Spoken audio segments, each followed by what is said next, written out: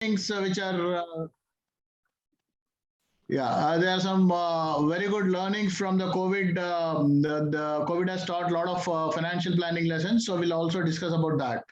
So moving forward in the presentation. Just a second. Why is that slide is not moving? Mahesh, any idea? ఆ page లో మీకు కింద slide mode ఉంటుంది చూడండి sir, presentation mode కింద అసలు ఏం కనబడతలేవు. యాక్చువల్ కింద ఏం లేవు, ఓన్లీ పీపీటీ కనబడుతుంది. వచ్చింది కదా, okay, thank you. Okay, so this is my credentials. Like ఈ ప్రెజెంటేషన్ నాతో ఎందుకు వినాలి అంటే, basically I'm certified financial planner. CFP is a certified financial planner, which is the highest qualification in the personal finance across the globe. So financial US లో advance countries లో financial planner అతను ఒక family financial planner. ఎట్లయితే family doctor ఉంటారో అట్లా family financial planner ఉంటారు. So this is similar to that. And I also trained CFP certification course తీసుకున్నాను. ఒక 500 మంది నాతో ట్రైనింగ్ అయ్యారు. అండ్ ఇండియాలో ఒక 1400 మంది CFPs ఉన్నారు. దాంట్లో ఒక 25 మంది నాతో CFP జర్నీ చేసి క్వాలిఫై అయ్యారు. I'm also heading CFP association of AP and Telangana as a president, charter president. So this is one of the award I received, a national wide entrepreneurs award from Business Mint, mentor of the year అని financial planning లో mentoring కి చేసినందుకు ఈ award ఇచ్చారు. తర్వాత నేను dental association కి IDA Nizamabad లో డాక్టర్స్ కి డెంటిస్ట్ కి ప్రెజెంటేషన్ ఇచ్చాను.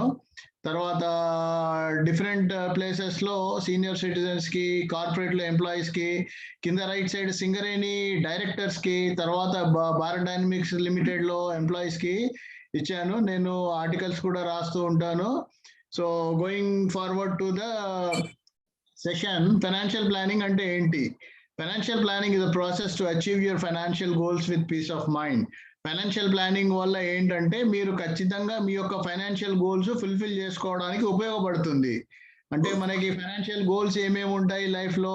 సో ఇవన్నీ ఫైనాన్షియల్ గోల్స్ ప్రతి ఒక్కరికి ఉంటాయి. ఒక కారు కొనుక్కోవాలి, ఇల్లు కొనుక్కోవాలి, వెకేషన్కి వెళ్ళాలి, పిల్లల ఎడ్యుకేషన్ ఇవ్వాలి, వాళ్ళకి మంచి ఎడ్యుకేషన్ ఇవ్వాలి, వాళ్ళు మంచి మ్యారేజ్ చేయాలి, రిటైర్మెంట్ లో మనకి సఫిషియంట్ డబ్బులు కావాలి. మనం ఇంకోరి పైన ఆధారపడకుండా మన లైఫ్ మనము ఫైనాన్షియల్ గా ఇండిపెండెంట్ గా మనము ఏదైతే వర్కింగ్ పీరియడ్ లో చేసుకోలేదో హాబీస్ కానీ అలాంటివన్నీ మనము we should be able to achieve that. So ఇవన్నీ కూడా మనకి బేసికల్లీ ఫైనాన్షియల్ గోల్స్ ఉంటాయి. ఈ గోల్స్ అచీవ్ చేసుకోవడానికి ఫైనాన్షియల్ ప్లానర్ అనే అతను హెల్ప్ చేస్తాడు. అండ్ ఇది ప్రాసెస్ ఏంటంటే, మనం ఈ రోజు ఎక్కడ ఉన్నాము అంటే what is our current financial status, అది మనకి అసెట్స్ అండ్ లయబిలిటీస్, మనకి ఎట్లయితే కంపెనీ బ్యాలెన్స్ షీట్ వేస్తామో అసెట్స్ లయబిలిటీస్ తీసేస్తే నెట్వర్త్ వస్తుందో, అలాగే మన ఇండివిజువల్ కి కూడా మన యొక్క ఆస్తులు ఏంటి, మన అప్పులు ఏంటి, నెట్ మన ఏంటి. ఉదాహరణకి హోమ్ లోన్ ఉంది, 1 కోటి రూపాయలు అప్పు ఉంది, హోమ్ లోన్ ఉంది, మనకి ఒక 1.5 crores ఇల్లు కొన్నాము. సో మనది అందులో 50 లక్షలే, 1.5 crore కాదు. అలాగే హోమ్ లోన్ ఉంది, సరే కార్ లోన్ ఉంది, 10 లక్షల కారు కొన్నాం, 9 లక్షల లోన్ తీసుకున్నాం. కారు మొత్తం మనది కాదు, 1 lakh rupees వరకే మనది. సో నెట్వర్క్ స్టేట్మెంట్ అనేది ఎవ్రీ ఇయర్ ఇంపార్టెంట్. మనకి ఇన్కమ్ పెరిగినప్పుడు, తర్వాత లోన్స్ తగ్గినప్పుడు, అప్పులు తగ్గినప్పుడు, మా ఆస్తులు పెరిగినప్పుడు మన నెట్వర్క్ పెరుగుతూ ఉంటుంది. ఇది ఎవ్రీ ఇయర్ మీరు మానిటర్ చేసుకుంటూ ఉండాలి. అంటే మన ఫైనాన్షియల్ హెల్త్ ఎలా ఉంది అనేది నేను ఫస్ట్ పాయింట్ చెప్పాను కదా, దాంట్లో భాగంగా ఇది very very important. So financial planner ఏం చేస్తారు? చాలా మంది ఏజెంట్స్ కూడా different people are calling themselves as financial planners, but what is that the financial planner does? So ఇప్పుడు ఇక్కడ చూసుకుంటే, ascertaining the current financial position, ఈ రోజు మీ నెట్వర్త్ ఏంటి, ఈ రోజు మీకు ఆస్తులు ఎన్ని ఉన్నాయి, అప్పులు ఎన్ని ఉన్నాయి, ఇన్వెస్ట్మెంట్స్ ఎన్ని ఉన్నాయి, మీకు ఇన్సూరెన్స్ ఉందా లేదా, సో ఇలాంటి అన్ని ఆస్పెక్ట్స్ కరెంట్ ఫైనాన్షియల్ పొజిషన్ తెలుస్తుంది. తర్వాత నేను చెప్పినట్టు what is your financial goals? So ఇందాక మనం చూసాం స్లైడ్ లో, buying a car, buying a house, children's education, children's marriage, plan retirement, vacation, charity, ఇవన్నీ కూడా మన ప్రతి ఒక్కరికి ఉండే ఫైనాన్షియల్ గోల్స్. అవన్నీ పేపర్ పైన పెట్టి రాస్తాము. ఇప్పుడు మీరు చూస్తే ఇక్కడ 51 పార్టిసిపెంట్స్ ఉన్నారు. ఇందులో ఎంతమందికి ఫైనాన్షియల్ ప్లాన్ అంటే మన గోల్స్ రాసి ఉన్నాయి అంటే హార్డ్లీ ఐ థింక్ ఇద్దరు ముగ్గురు కూడా ఉండయో ఐ డౌట్, బికాజ్ నా ప్రాక్టికల్ ఎక్స్పీరియన్స్ తో నేను చెప్తున్నాను. అన్లెస్ యూ రైట్, ఒక ఇల్లు కట్టాలంటే ఒక బ్లూ ప్రింట్ ఉంటుంది, ఒక ప్లాన్ వేస్తాం. మరి మన జీవితానికి మనం ఒక ప్లాన్ రాసుకోవాలి అనే బాధ్యత మనపై ఉంటుంది. దయచేసి సెషన్ అయిన తర్వాత మీకున్న నెక్స్ట్ ఫైనాన్షియల్ గోల్స్ ఏంటి, దానికి ఎన్ని డబ్బులు కావాలి, ఎంత టైం ఉంది అనేది రాసుకుంటే దాంట్లో మనకి ఏముంది అనేది చూసుకొని మనకి ఏం షార్ట్ ఫాల్ ఉందనే దానిపైన వర్క్ చేయడానికి ఒక ఆస్కారం ఉంటుంది. సో ఫైనాన్షియల్ ప్లానింగ్ లో ఎన్నో ఫైనాన్షియల్ ప్రాబ్లమ్స్ ఉంటాయి. అందుకే మనకి ఫైనాన్షియల్ గోల్స్ ఫుల్ఫిల్ కావు. లైఫ్ లో లాస్ట్ వచ్చే goal retirement planning. Retirement planning statistics ఒకటి ఏముందంటే ప్రపంచంలో ఓన్లీ 100కి 4 రిటైర్ అవుతున్నారు. Only 4% of people retire at the age of 60 are financially free or they have a corpus which will outlive them. అంటే వాళ్ళు బతికిన దానికంటే ఎక్కువ వాళ్ళ కార్పస్ ఉంటేనే కదా ఫైనాన్షియల్ ప్లానింగ్. మనం ఒక 85 ఏళ్ల వరకు బతికితే మన కార్పస్ 90 ఏళ్ల వరకు ఉండాలి, 86 ఏళ్ల వరకు ఉండాలి. అదే 70కో అయిపోతే మన మిగతా 10 సంవత్సరాలు ఎవరు చూసుకోవాలి? సో అలాగా the reason why only 4% people are actually financially free or they had proper retirement corpus is because they have proper financial planning, they have proper goals, and they have proper advisor. So what are the problems which stop us from achieving our retirement goal అనేది మనము దీంట్లో ముందు చూద్దాము. There are so many things. And తర్వాత మనకి నేను ఇందాక చెప్పినట్టు మన రిక్వైర్మెంట్ ఎంత ఉంది, మనకి ఏమున్నాయి, మనకి దాంట్లో షార్ట్ ఫాల్ ఏంటి, దాంట్లో ఇన్వెస్ట్ చేయడానికి ఏమేమి ఆస్కారాలు ఉన్నాయి అనేది మనము ఎవాల్యుయేషన్ ఆఫ్ వేరియస్ ఆప్షన్ అంటాము. తర్వాత ఒక ప్రాపర్ అడ్వైజ్ ఒకటి క్లయింట్ ఫైనాన్షియల్ ప్లానర్ కలిసి ఒకటి ఫ్రీజ్ అవుతారు, అది ఇంప్లిమెంట్ చేస్తారు. ఇంప్లిమెంట్ చేయగానే సరిపోదండి, ఇది వన్ టైం ఎక్సర్సైజ్ కాదు. ఫైనాన్షియల్ ప్లానింగ్ అనేది కంటిన్యూస్ ప్రాసెస్. సో దీని రివ్యూ ఒకటి every 6 months or every 1 year ఖచ్చితంగా మనం చేసుకోవాల్సిందే. సో ఇక్కడ ఏంటంటే ప్రొఫెషనల్ ఫైనాన్షియల్ ప్లానర్స్ మామూలుగా 10,000 రూపీస్ అట్లా ఇయర్లీ 15,000 రూపీస్ ఛార్జ్ చేస్తారు. రివ్యూకి ఇయర్లీ 5,000, సిట్టింగ్ కి 3-4,000 అట్లా ఛార్జ్ చేస్తూ ఉంటారు. మనము ఏదైనా అవసరం ఉంటే లైఫ్ లో ఒక రూల్ ఏంటంటే మనము స్పెషలిస్ట్ దగ్గరికి వెళ్ళాలండి. మనం ఆ 2,000-3,000 సేవ్ చేసుకోవడానికి గూగుల్ తల్లి దగ్గర మనము దానిపైన ఆధారపడితే మనని తప్పుదారులు నడిపిస్తుంది. సొల్యూషన్ అనేది ఫైనాన్షియల్ ప్లానింగ్ అనేది 100 మంది ఉంటే 100 డిఫరెంట్ ప్లాన్స్ వస్తాయండి, అందరికీ సేమ్ ఉండదు. కాబట్టి ఇది ఒకటి దృష్టిలో పెట్టుకోండి. తర్వాత మనకున్న ఫైనాన్షియల్ దీంట్లో చూసుకుంటే ఒకటి ఇన్ఫ్లేషన్ అనేది ఒక సైలెంట్ కిల్లర్, ఒక పెద్ద బాంబ్ లాంటిది. ఇప్పుడు మనము ఇన్ఫ్లేషన్ నేను 5% తో తీసుకున్నాను, జస్ట్ 5%. లాస్ట్ 25-30 years ఇన్ఫ్లేషన్ 7% ఉందండి. ఈ ఇన్ఫ్లేషన్ అనేది సిఐఏ ఇండెక్స్ అని ఉంటుంది ఇన్కమ్ ట్యాక్స్ కి, క్యాపిటల్ గెయిన్స్ క్యాలిక్యులేట్ చేయడానికి కన్స్యూమర్ ప్రైస్ ఇండెక్స్, దాని నుంచి వచ్చిన ఫిగర్స్ ఇవి. సో పాస్ట్ 25-30 years ఇన్ఫ్లేషన్ వచ్చి 7% ఉంది, but going forward we are expecting it to be 5%. Country develop అవుతుంటే అడ్వాన్స్ కంట్రీస్ లో ఇన్ఫ్లేషన్ తగ్గుతుంది. అంటే యుఎస్, యూకే లాంటి కంట్రీస్ లో 2-3% ఉంటుంది, 2% ఉంటుంది ఇన్ఫ్లేషన్. సో ఇన్ఫ్లేషన్ తక్కువ ఉన్నప్పుడు ఏమవుతుందంటే ఇన్వెస్ట్మెంట్ రిటర్న్ కూడా తక్కువ ఉంటుంది, ఎఫ్డి రిటర్న్స్ కూడా తక్కువ ఉంటాయి. సో ఇక్కడ మనం చూస్తే మనకి ఇవాళ 30,000 మనకు కావాలంటే ఇది మనకి ఒక 20 years తర్వాత మనకి 80,000 రూపాయలు కావాలండి. అంటే ఈ రోజు 40 సంవత్సరాలు ఉన్న వాళ్ళు ఎవరన్నా ఇక్కడ రూమ్ లో ఉంటే 60కి మీరు రిటైర్ అయితే ఈ రోజు మీకు 30,000 సరిపోతే సేమ్ స్టాండర్డ్ ఆఫ్ లివింగ్ కి మీకు 80,000 రూపీస్ కావాలి. సో ఇది మీరు 60 వాళ్ళు కూడా 60లో రిటైర్ అయ్యారు కాబట్టి 80లో రిటైర్మెంట్ అయిపోయింది నాది కాబట్టి ఇన్ఫ్లేషన్ ఆగాలి అంటే ఆగదండి. టైము ఇన్ఫ్లేషన్ ఎవరి కోసం ఆగదు. మీరు 80కి వెళ్ళే వరకు మీకు ఈ రోజు 30,000 కావాలంటే 80,000 రూపాయలు కావాల్సిందే.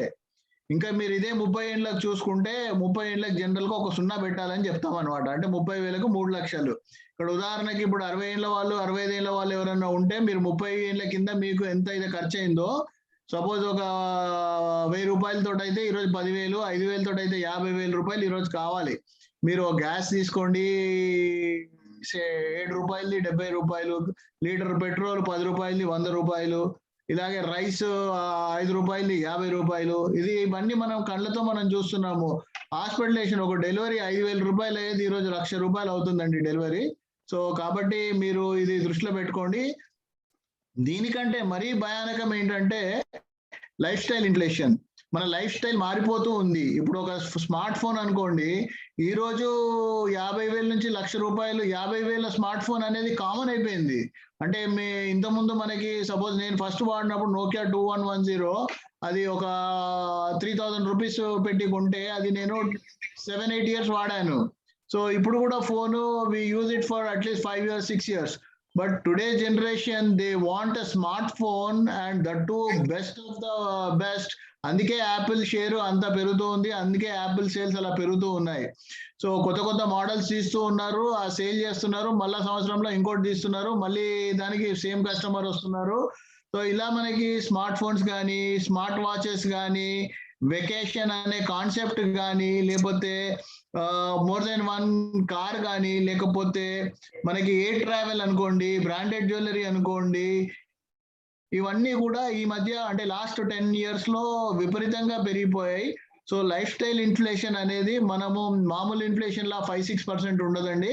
ఇది మనకి మన ఖర్చులో, మన బడ్జెట్ లో హ్యూజ్ పాయింట్. మనకు యాక్చువల్లీ నిజంగా చెప్పాలంటే if somebody write a budget and see only 10,000 rupees is enough for a person to live. But if you see people earning 1 lakh also at the end of 20 years, their pocket is zero and they use the credit cards. So this is because of these lifestyle expenses. Please be careful on these things. While spending, you have to analyze this one particular point. Idi meeku need a want a. Need anedi avasaramu, want anedi need plus greed equal to want. అంటే ఉదాహరణకి మీకు car కొనుక్కోవాలి ఈ రోజు, for example అది మీకు need అనుకోండి, అది మీరు you can buy 3 lakhs car, but 10 లక్షల కార్ కొనుక్కుంటే అది నీడ్ ప్లస్ గ్రీడ్ వాంట్ అవుతుంది. సో ఆ 7 lakhs ఏదైతే ఉందో దానికి మనం ఈఎంఐ తీసుకుంటూ ఉంటాము, దానివల్ల ఇంపాక్ట్ ఎంత ఉందో నెక్స్ట్ స్లైడ్ లో చూపిస్తాను.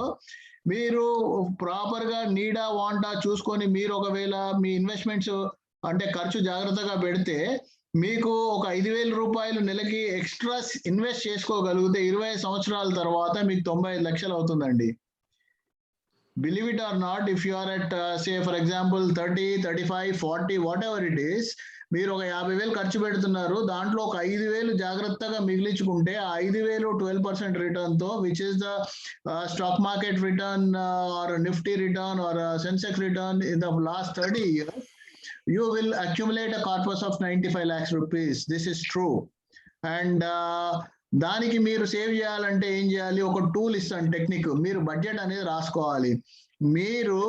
మీకు మంత్ స్టార్ట్ అయ్యే ముందు మీకు ఏమేమి ఖర్చులు ఉన్నాయి రాసుకోవాలండి. ఉదాహరణకి మీకు రెంట్ ఉంటుంది, తర్వాత రెంట్ కాదు ఓన్ హౌస్ అయితే, అపార్ట్మెంట్ అయితే మెయింటెనెన్స్ ఉంటుంది మీకు, తర్వాత you have electricity, you have grocery, you have maid, you have internet, you have you buy fruits and vegetables, you have repairs and maintenance, you have monthly on an average gifting, you have car insurance, you have so many things, right?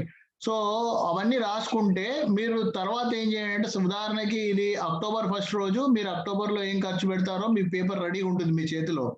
మీరు October 1st రోజు ఆ actuals ఒకటి record చేయండి October 1st నుంచి 30th వరకు.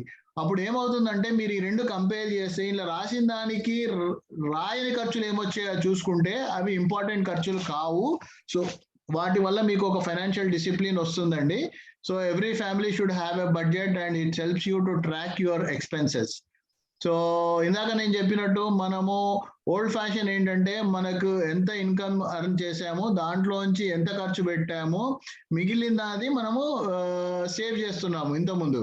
ఇప్పుడు కొత్త rule ఏంటంటే, మీకు 1,00,000 రూపాయలు వస్తే మీ గోల్స్ కి, సపోజ్ చిల్డ్రన్స్ ఎడ్యుకేషన్ కి ఒక 10,000 రూపాయలు నెలకి, తర్వాత చిల్డ్రన్స్ మ్యారేజ్ కి ఒక 10,000 రూపాయలు, రిటైర్మెంట్ కి ఒక 20,000, ఇల్లుకి ఒక 10,000 అనుకోండి. 50,000 మీరు ఇన్వెస్ట్ చేశాకనే మిగతా 50,000 దేనికన్నా ఖర్చు పెట్టుకోండి, అది మీ ఇష్టం. సో అట్లా చేసుకుంటే ఇబ్బంది ఏముండదు, మనం అన్ని గోల్స్ ప్రాపర్ గా ఫుల్ఫిల్ చేసుకోగలుగుతాము. తర్వాత మనకి ఇది ఒక లోన్ ఎగ్జాంపుల్ అండి. ఇప్పుడు ఉదాహరణకి నేను చెప్పాను కదా, లోన్స్కి వెళ్ళి తీసుకుంటున్నారు, హోమ్ లోన్ తీసుకుంటున్నారు, కార్ లోన్ తీసుకుంటున్నారు. సో నేను ప్రాపర్ గా ప్లాన్ చేయట్లేదు. సపోజ్ మా అమ్మాయి ఒక 7 years అనుకోండి, 17 years కి 10+2 అయిపోతుంది. ఇంజనీరింగ్ ఒక 10 లక్షలు కావాలనుకోండి ఉదాహరణకి. సో నేను ప్రాపర్ గా ఈ రోజు ప్లాన్ చేయకపోతే 10 years తర్వాత 17 తనకు వచ్చినప్పుడు నేను I can't compromise on goal. So I take a loan of 10 lakhs rupees. ఇక్కడ దీని యొక్క ఇంపాక్ట్ మీ ఫ్యూచర్ లో మీ రిటైర్మెంట్ పైన ఎలా ఉంటుంది అనేది ఒక చిన్న ఉదాహరణ. ఎగ్జాంపుల్, మీరు 5,000 per month ఇన్వెస్ట్ చేస్తే 10% తీసుకున్నాను, లోయెస్ట్ ఇంట్రెస్ట్ తీసుకుంటే మీకు ఒక 10 లక్షలు అవుతాయి. అంటే ఈ రోజు మా అమ్మాయి ఏజ్ 7 years అవుతే ఇంకో 10 సంవత్సరాల తర్వాత 17 years అయినప్పుడు 10+2 ఇంటర్మీడియట్ అయిపోతుంది. అప్పుడు నేను ఇంజనీరింగ్ కానీ లేకపోతే దేనికైనా హయ్యర్ ఎడ్యుకేషన్ కు 10 లక్షలు కావాలనుకుంటే నాకు 5,000 నెలకి నేను ఇన్వెస్ట్ చేస్తే 10% రిటర్న్ వస్తే ఆ ఏజ్ కి 10 లక్షలు వస్తాయి. దాంతో నా గోల్ ఫుల్ఫిల్ అవుద్ది. ఒకవేళ అది చేయని పక్షాన ఏమవుద్దంటే, ఆ రోజు నేను ఒక లోన్ తీసుకున్నాను అనుకోండి 10 లక్షల్ని, నాకు 18% లోన్తో 18% ఇంట్రెస్ట్తో 18,000 ఈఎంఐ కట్టాలండి. పర్సనల్ లోన్ తీసుకొని కార్పొరేట్ ఎంప్లాయీ కాకుండా ప్రొఫైల్ బాగాలేకుంటే 18,000 ఈఎంఐ అవుతుంది. ఈవెన్ 15% తీసుకున్నా కూడా 15,000 ఈఎంఐ అవుతుంది. సో ఇదే ఈఎంఐ సరే నేను 15% తీసుకున్నాను, కింద 16,000 వచ్చింది ఈఎంఐ. ఈ 16,000 ఈఎంఐని ఒకవేళ నేను ఫస్ట్ ఇన్స్టెంట్ లో ప్రాపర్ గా నేను ఇన్వెస్ట్ చేసుకుని 5,000 నా గోల్ ఫుల్ఫిల్ అయింటే లోన్ తీసుకునే బదులు ఆ ఈఎంఐ కట్టాల్సిన అమౌంట్ ని నేను మళ్ళీ 10 సంవత్సరాలు ఇన్వెస్ట్ చేస్తే 32 లక్షలు అవుతుంది నాకు 10 ఏళ్ల తర్వాత. అంటే ఈ రోజు నేను ఒక డెసిషన్ కరెక్ట్ తీసుకొని 5,000 ఇన్వెస్ట్ చేసినందుకు నాకు 20 ఏళ్ల తర్వాత 32,000 కార్పస్ క్రియేట్ అవుతుంది. నేను 5 ఏళ్ళు ఎవ్రీ మంత్ అంటే 10 ఏళ్లలో ఎంత కట్టానండి? 5,000 × 12 60,000 × 10 6 లక్షలు. ఆ 6 లక్షలు ప్రాపర్ గా ఇన్వెస్ట్ చేసినందుకు నాకు 32 లక్షలు 20 years తర్వాత అక్యుములేట్ అవుతున్నాయి. నేను అదే ప్రాపర్ గా చేయకపోతే 10 సంవత్సరాల తర్వాత లోన్ తీసుకుంటే ఈ 16,000 ఇన్వెస్ట్మెంట్ కి వెళ్ళట్లేదు, ఈఎంఐకి వెళ్తుంది. సో ఇది very very important take away అండి. లోన్స్ తీసుకోకండి. దయచేసి మీరు గోల్ ని పోస్ట్పోన్ చేయండి. చిన్న ఐటమ్ కొనుక్కోండి, పెద్దది కాకుండా. బట్ ఇన్వెస్ట్ చేసి కొనుక్కోండి, మన డబ్బుల్లే మనం కొనుక్కోండి. సో లోన్స్ లో మంచి లోన్స్, చెడు లోన్స్ అని, గుడ్ లోన్స్, బ్యాడ్ లోన్స్ అని I classify into 2 categories. Home loan, education loan and business loan are good loans. You can go for them. So home loan వల్ల ఏంటంటే మీకు ట్యాక్స్ ఎగ్జెంప్షన్ ఉంటుంది, తర్వాత మీకు ఒక ఎమోషనల్ సాటిస్ఫాక్షన్ ఉంటుంది. ఎడ్యుకేషన్ లోన్ ని పిల్లలకి వాళ్ళకి బాధ్యతగా ఇస్తే వాళ్ళు ఒక ప్రాపర్ ఫైనాన్షియల్ డిసిప్లిన్ వస్తుంది. And they would be able to, అంటే పిల్లల ఎడ్యుకేషన్ పైన పెట్టే investment is the best investment I feel in the entire gamut of investment opportunities. Business loan I recommend only if you can earn more than the interest you pay. So credit card, personal loan, consumer loan, vehicle loan కి ఎట్టి పరిస్థితుల్లో వెళ్ళకూడదు. ఎందుకంటే credit card rotation మనం 30 days లో కడితే బాగానే ఉంటుంది, కానీ 99% మంది కట్టరు. అందుకే క్రెడిట్ కార్డ్ కంపెనీస్ సర్వైవ్ అవుతున్నాయి. మీకు లిస్టెడ్ కంపెనీలో ఎస్బీఐ కార్డ్స్ ఉంది, 10 రూపాయల share. It is I don't know exactly, but it is around 300 rupees or so. ఎందుకు ఉంది అంటే దానికి వచ్చే లాభాల వల్ల ఉంది. లాభాలు ఎక్కడి నుంచి వస్తున్నాయి? మనం కడితేనే వస్తున్నాయి. Personal loan as I told you it is very costly. And consumer loans మనం టైం మనకి అవసరం లేకుండా ఉంటాము. తర్వాత వెహికల్ లోన్ కూడా మనకు అవసరం లేదు. మనము we can in fact push that by 5 years and ఒక 5,000 10,000 ఇన్వెస్ట్ చేసుకుంటూ వెళ్తే మనకు 5 ఏళ్ల తర్వాత కార్ మన డబ్బులతో మనం కొనుక్కోవచ్చు. Then insurance is basic fundamental. అంటే మనకి మేజర్ రిక్వైర్మెంట్ ఇన్సూరెన్స్ అనేది. మనకి ఇన్వెస్ట్మెంట్ కంటే ముందు నన్ను అడిగితే ఇన్సూరెన్స్ ఉండాలి. ఇట్ ఈస్ బేసిక్ పిల్లర్స్ లాంటిది ఫైనాన్షియల్ ప్లానింగ్ లో. ఇన్సూరెన్స్ అనేది ఏంటంటే ఒక risk management technique. It is important to transfer your risk. Me risk మీకంటే మీ రిస్క్ తీసుకునే వాళ్ళపైన మీరు రిస్క్ ట్రాన్స్ఫర్ చేయడం బెటర్. ఇన్సూరెన్స్ ఏంటంటే మీ అన్సర్టెనిటీని ఒక సర్టెనిటీతో మీరు ట్రేడ్ చేస్తున్నారు. అంటే అన్సర్టెనిటీ అంటే రేపు నేను లేకపోతే ఆర్ నాకేమన్నా హెల్త్ ఇష్యూ వస్తే నాకు ఎంత అవుద్దో తెలియదు. అలాంటి దాన్ని నేను ఏం చేస్తున్నానంటే సర్టెనిటీ, అంటే ఒక ప్రీమియం, ఇంత ప్రీమియం కడితే నాకు చాలు, అనే సర్టెనిటీతో నేను I'm going ahead. So insurance is something a wonderful concept. మీకు ఒక చిన్న ఇన్సిడెంట్ చెప్తాను. మీరు ఫర్ ఎగ్జాంపుల్ గుడికి వెళ్ళారు, బయట మీరు చెప్పుల స్టాండ్ ఉంది, సో ఒక 20 పైసలో 10 పైసలో పెట్టుకొని స్టాండ్ ఉంది అనుకోండి, మీరు అక్కడ స్టాండ్ లో పెడతారా బయట పెడతారా? నాకు తెలిసి అందరూ స్టాండ్ లోనే పెడతారు. అంటే ఈ 10 పైసలు ఏంటి? It is like an insurance for your 100 rupees or 150 rupees or 200 rupees chappals. So when you are doing that, why you are not concentrating on your personal life insurance or health insurance is a question I have for you. And similarly, you have a vehicle insurance. Vehicle ki compulsory అందరూ insurance కడతారు. ఎందుకు కడతారు? చాలా మంది నేను live meeting లో it is generally interactive. When I ask the question they say నాకు insurance coverage ఉంటుందని తీసుకుంటున్నానండి కవరేజ్ అంటారు. బట్ కవరేజ్ కి కార్ కవరేజ్ గురించి మనం ఆలోచిస్తున్నాము. 2 లక్షలు 3 లక్షలు 5 లక్షల కార్కి మనము 15,000 కడుతున్నాము. మరి మన వాల్యూ 10 లక్షల కార్ అంతా కూడా లేదా? మరి మనకెందుకు ఇన్సూరెన్స్ లేదు?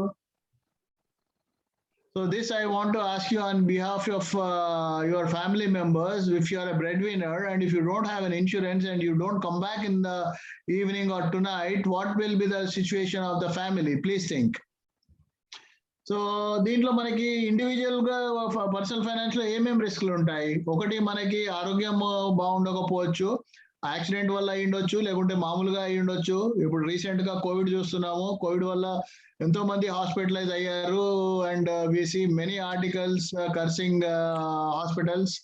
అండ్ ఇవన్నీ కూడా మనకి అంటే హెల్త్ ఇన్సూరెన్స్ అనే దాని యొక్క ఇంపార్టెన్స్ కోవిడ్ తర్వాత చాలా మందికి అవేర్నెస్ పెరిగింది and people are coming forward to take it. ఇంకా కొందరు వెనక ముందు అవుతున్నారు. But I would request every one to go for health insurance. It is very very important because that చాలా మందికి యావరేజ్ గా ఇండియాలో చూస్తే ఒక 2 లక్షలు 3 లక్షలు ఇన్సూరెన్స్ ఉంటుంది. 2 లక్షల ఇన్సూరెన్స్ ఎన్ని రోజులకు వస్తాయండి? మనం చూసాము కోవిడ్ లో ఒక 15 days ఐసీయూలో ఉండి 20 days ఉండి ఒక 10 రోజులు ఐసీయూలో ఉండి 20 లక్షల బిల్ అయిందండి. So that is the situation. You don't know what kind of health issues will come. And మనకి హెల్త్ ఏం కాదని గ్యారంటీ ఎవరైనా సర్టిఫికేట్ ఇచ్చారా? మనకి ఎవరు ఇవ్వలేదు. We don't know. So life style diseases పెరుగుతున్నాయి. మనం డయాబెటిక్ క్యాపిటల్, ఎప్పుడో ఒకసారి అందరం హాస్పిటల్కి వెళ్ళాల్సిందే. ఇది మనము ఇలా ఉంటే ఏమైందంటే హెల్త్ ఇన్సూరెన్స్ కట్టే ప్రీమియం మనకు ఫ్యూచర్ లో ఎప్పుడు మనకు వచ్చినా మనం దానికోసం సేవింగ్ చేసుకుందాం అనుకోవాలి. దేవుని దయ వల్ల మనకేం కాలేదనుకోండి, will be very happy and this money is going as a charity to people who are suffered. ఇప్పుడు ఒకరికి హెల్త్ ఇన్సూరెన్స్ వస్తే హాస్పిటల్లో ఉంటే 25 లక్షల పాలసీ ఉంటే 25 లక్షల ఎక్స్పెండిచర్ అయితే కంపెనీ ఎక్కడి నుంచి ఇస్తుందండి? కంపెనీ చారిటీ చేయలేదు, వాళ్ళ పాకెట్ లోంచి ఇవ్వట్లేదు. ఇది మిగతా వాళ్ళు ఎవరైతే ప్రీమియం కట్టారో, ఎవరైతే క్లెయిమ్ చేయలేదో వాళ్ళ డబ్బులు వీళ్ళకి ఇస్తున్నారు. సో మీకు ఏం కాకపోతే దేవునికి థ్యాంక్స్ చెప్పుకోండి, నలుగురికి హెల్ప్ చేసిన వాళ్ళు అవుతారు, మనకు పుణ్యం వస్తుంది.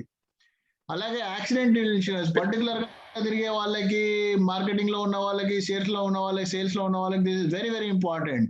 You see today deaths due to accident occupies number 1 list లో నెంబర్ 1. ఇంతకుముందు టీబీ అవి ఉండేవి 25-30 ఏళ్ల కింద. ఈ రోజు ఏంటంటే డెత్స్ దేని వల్ల ఎంతమంది చనిపోతున్నారో క్యాల్కులేట్ చేస్తే highest deaths are due to accidents ఈ రోజు. సో యాక్సిడెంటల్ ఇన్సూరెన్స్ అనేది ఒక లక్షకి 1000 రూపాయలన్నర, అంటే లక్షకి 150 రూపాయలు. సో 10 లక్షలకి ఒక 1500 రూపాయలు. This is very very small amount which you can afford to pay. So this is something which everybody going out regularly on road and particularly sales people need this. And death is also a very very important aspect. ఒక bread winner చనిపోతే వాళ్ళ family మొత్తం shatter అవుతుంది. Family ఎన్నో dreams కంటారు. పిల్లల యొక్క education ఏం చదివియాలి, వాళ్ళ పెళ్లిళ్ళు ఎలా చేయాలి, తర్వాత ఒక కారు కొనుక్కోవాలి, ఎంజాయ్ చేయాలి, వెకేషన్స్కి వెళ్ళాలి, ప్రాపర్ గా కార్పస్ బిల్డ్ చేసుకోవాలి. రిటైర్ అయిన తర్వాత మనము కష్టపడి సంపాదించిన డబ్బుతో మనము మన హాబీస్ ని ఫుల్ఫిల్ చేసుకోవాలి. ఇలాంటి ప్లాన్స్ ఎన్నో చేసుకుంటారు. అలాంటిది సపోజ్ ఏదన్నా కారణం వల్ల మనకి డెత్ అయింది అనుకోండి, సో అప్పుడు ఫ్యామిలీ పరిస్థితి ఏంటి? మీ ఫ్యామిలీలో సపోజ్ మీరు బ్రెడ్ విన్నర్ అయితే, మీరు సంపాదించే వాళ్ళైతే, మీరు లేకపోతే మీలాగా చూసుకునే వాళ్ళ పేర్లు ఒక 3 పేర్లు మీరు రాయగలిగినారు అనుకోండి, మీకు ఇన్సూరెన్స్ అవసరం లేదు. But otherwise you need insurance, you need life insurance. Life insurance కూడా investment ప్లాన్కి వెళ్ళొద్దండి. You have to go for a term insurance plan. I'll tell you the premium and you will be shocked to see that. And critical illness అనేది కూడా ఇంకొక aspect. మనకి critical గా అయ్యే illnesses ఏమైనా వస్తే treatment చేసుకోకపోయినా sum assured ఇస్తారు. For example kidney failure, lungs disease, liver failure, ఇలాంటి క్యాన్సర్ ఇలాంటివి వస్తే మనకు ఒక సమ్ అష్యూర్డ్ 10 లక్షలు తీసుకున్నారు అనుకోండి, 10 లక్షలు ఇచ్చేస్తారు మనకు. అది డిజీజ్ వచ్చిన తర్వాత ఒక 3 to 6 months వెయిటింగ్ పీరియడ్ ఉంటుంది, దాని తర్వాత ఇచ్చేస్తారు. దాన్ని మీరు ట్రీట్మెంట్ వాడుకుంటారా, ఏం చేసుకుంటారో మీ ఇష్టం. ఇలా these are very very important aspect. This is the primary fundamental responsibility of everyone to have covered these insurances. Otherwise what will happen is మీరు గోల్స్ కి రిటైర్మెంట్ కి పెట్టిన డబ్బుల్ని తీసి మీరు ట్రీట్మెంట్ కి వాడుకుంటే మీ గోల్స్ అన్ని ఫుల్ఫిల్ కావు. That is the reason why only 4 people out of 100 in the world are actually retired. So health insurance లో ఇండివిజువల్, ఫ్యామిలీ ఫ్లోటర్ బేసిక్ గా 2 మెయిన్ టైప్స్ అండి. ఇండివిజువల్ అంటే నా ఒక్కడికే, ఫ్యామిలీ ఫ్లోటర్ అంటే నా ఫ్యామిలీ మొత్తం. సపోజ్ నా ఫ్యామిలీలో 2 adults 2 children ఉన్నారు అనుకోండి, అందరికి 5 లక్షల పాలసీ తీసుకున్నాను అనుకోండి, ఇండివిజువల్ గా ఒక్కొక్కరికి 5 లక్షల సమ్ అష్యూర్డ్ ఉంటుంది. 5 లక్షలపు పాలసీకి XYZ ప్రీమియమ్స్ ఉంటాయి. సో మనకి నలుగురికి 5 లక్షలు కావాల్సి వచ్చే ఛాన్సెస్ జనరల్ గా తక్కువ ఉంటాయి. యాక్సిడెంట్ ఆర్ మొన్న కరోనా అట్లాంటి ప్లేసెస్ లో తప్ప జనరల్ గా అందరు కోటేసారి రావు. సో కాబట్టి ఏం చేస్తారంటే ఫ్యామిలీ ఫ్లోటర్ అనే కాన్సెప్ట్ ఉంది. ఆ ఫ్యామిలీ మొత్తం కలిపి 5 lakhs అనుకోండి, ఇండివిజువల్ 5 lakhs అందరికి సపోజ్ ఉదాహరణకి 20,000 అయింది అనుకోండి టోటల్, ఫ్యామిలీ ఫ్లోటర్ 5 lakhs కి 10,000 అవుతుంది. 10 లక్షలు 5 లక్షల బదులు 10 లక్షలు తీసుకోవచ్చు. 5 lakhs నలుగురు ఇండివిజువల్ తీసుకునే బదులు 10-15 లక్షలు ఫ్యామిలీ ఫ్లోటర్ తీసుకుంటే అంతే ప్రీమియం అవుతుంది. అందరికి 10 లక్షలు కవరేజ్ ఉంటుంది. బట్ టోటల్ సమ్ అష్యూర్డ్ వచ్చేసి ఆ సమ్ అష్యూర్డ్ లిమిట్ అనేది అందరు కలిసి వాడుకోవచ్చు. అలాగే సీనియర్ సిటిజన్ కి స్పెషల్ ప్లాన్స్ ఉన్నాయి. ఎగ్జిస్టింగ్ బీపీ ఉన్న వాళ్ళకి, షుగర్ ఉన్న వాళ్ళకి వేరే ప్లాన్స్ ఉన్నాయి. తర్వాత గ్రూప్ ఇన్సూరెన్స్ పాలసీస్ ఉన్నాయి. కార్పొరేట్ లో పనిచేసే వాళ్ళకు కూడా ఏంటంటే చాలా మందికి నాకు కార్పొరేట్ లో ఇన్సూరెన్స్ ఉందంటారు, బట్ రిటైర్ అయిన తర్వాత వాళ్ళకి ఇన్సూరెన్స్ ఉంటుందా, ఉండదు. అలాంటప్పుడు ఇన్సూరెన్స్ పాలసీ కావాలంటే బీపీలు షుగర్లు వస్తే ఇన్సూరెన్స్ పాలసీలు ఇస్తారా, ఇవ్వరు. కాబట్టి మీరు బాగున్నప్పుడే మీరు ఇన్సూరెన్స్ పాలసీ తీసుకోవాలండి. కార్పొరేట్ లో ఉన్నా కూడా బయటది కూడా తీసుకోవడం వెరీ వెరీ ఇంపార్టెంట్. అయినా కార్పొరేట్ లో 3 లక్షలు ఇస్తారు, మనకు 3 లక్షలు సరిపోతాయండి. ఇందాకే డిస్కస్ చేశాం కదా, 3 రోజులు 4 రోజులు ఐసీయూలో ఉంటే ఖర్చు అయిపోతాయి. సో కాబట్టి we need high sum assured. ప్రతి ఒక్కరికి ఫ్యామిలీ ఫ్లోటర్ మినిమం ఒక 25 lakhs 20 lakhs ఉండాలి. Otherwise you can take a base policy of 10 lakhs and 90 lakhs family floater which comes at a very very reasonable price. So మనకి disease specific cancer policies ఉంటాయి, తర్వాత breast cancer separate policies ఉన్నాయి, తర్వాత cancer policies ఉన్నాయి, bypass అయిన వాళ్ళకి policies ఉన్నాయి, అలాగే క్రిటికల్ ఇల్నెస్ ప్లాన్స్ ఉన్నాయి. సో ఇక్కడ ఒక చిన్న ఉదాహరణ, 30 సంవత్సరాల ఫ్యామిలీ ఫ్లోటర్ తీసుకుంటే 3 లక్షల సమ్ అష్యూర్డ్, 2 adults 2 children అనుకుంటే మనకి ప్రీమియం 11,000 రూపాయలు అవుతుందండి. ఇందాక మనము డిస్కస్ చేసాం కదా, అంటే 2 adults plus 2 children for age 30 అనేది హైయెస్ట్ ఏజ్ ఉంటుంది. అంటే నలుగురులో హైయెస్ట్ ఏజ్ ఎవరో వాళ్ళకి తీసుకుంటారు. అదే 40 సంవత్సరాలు ఉంటే 3 లక్షలకి మనకి 12,000 రూపాయలు అవుతుంది. నెలకు 1000 రూపాయలు మనకి ఏదైనా కూడా 3 లక్షల వరకు సమ్ అష్యూర్డ్ ఉంటుంది. సో ఇది వెరీ వెరీ ఇంపార్టెంట్.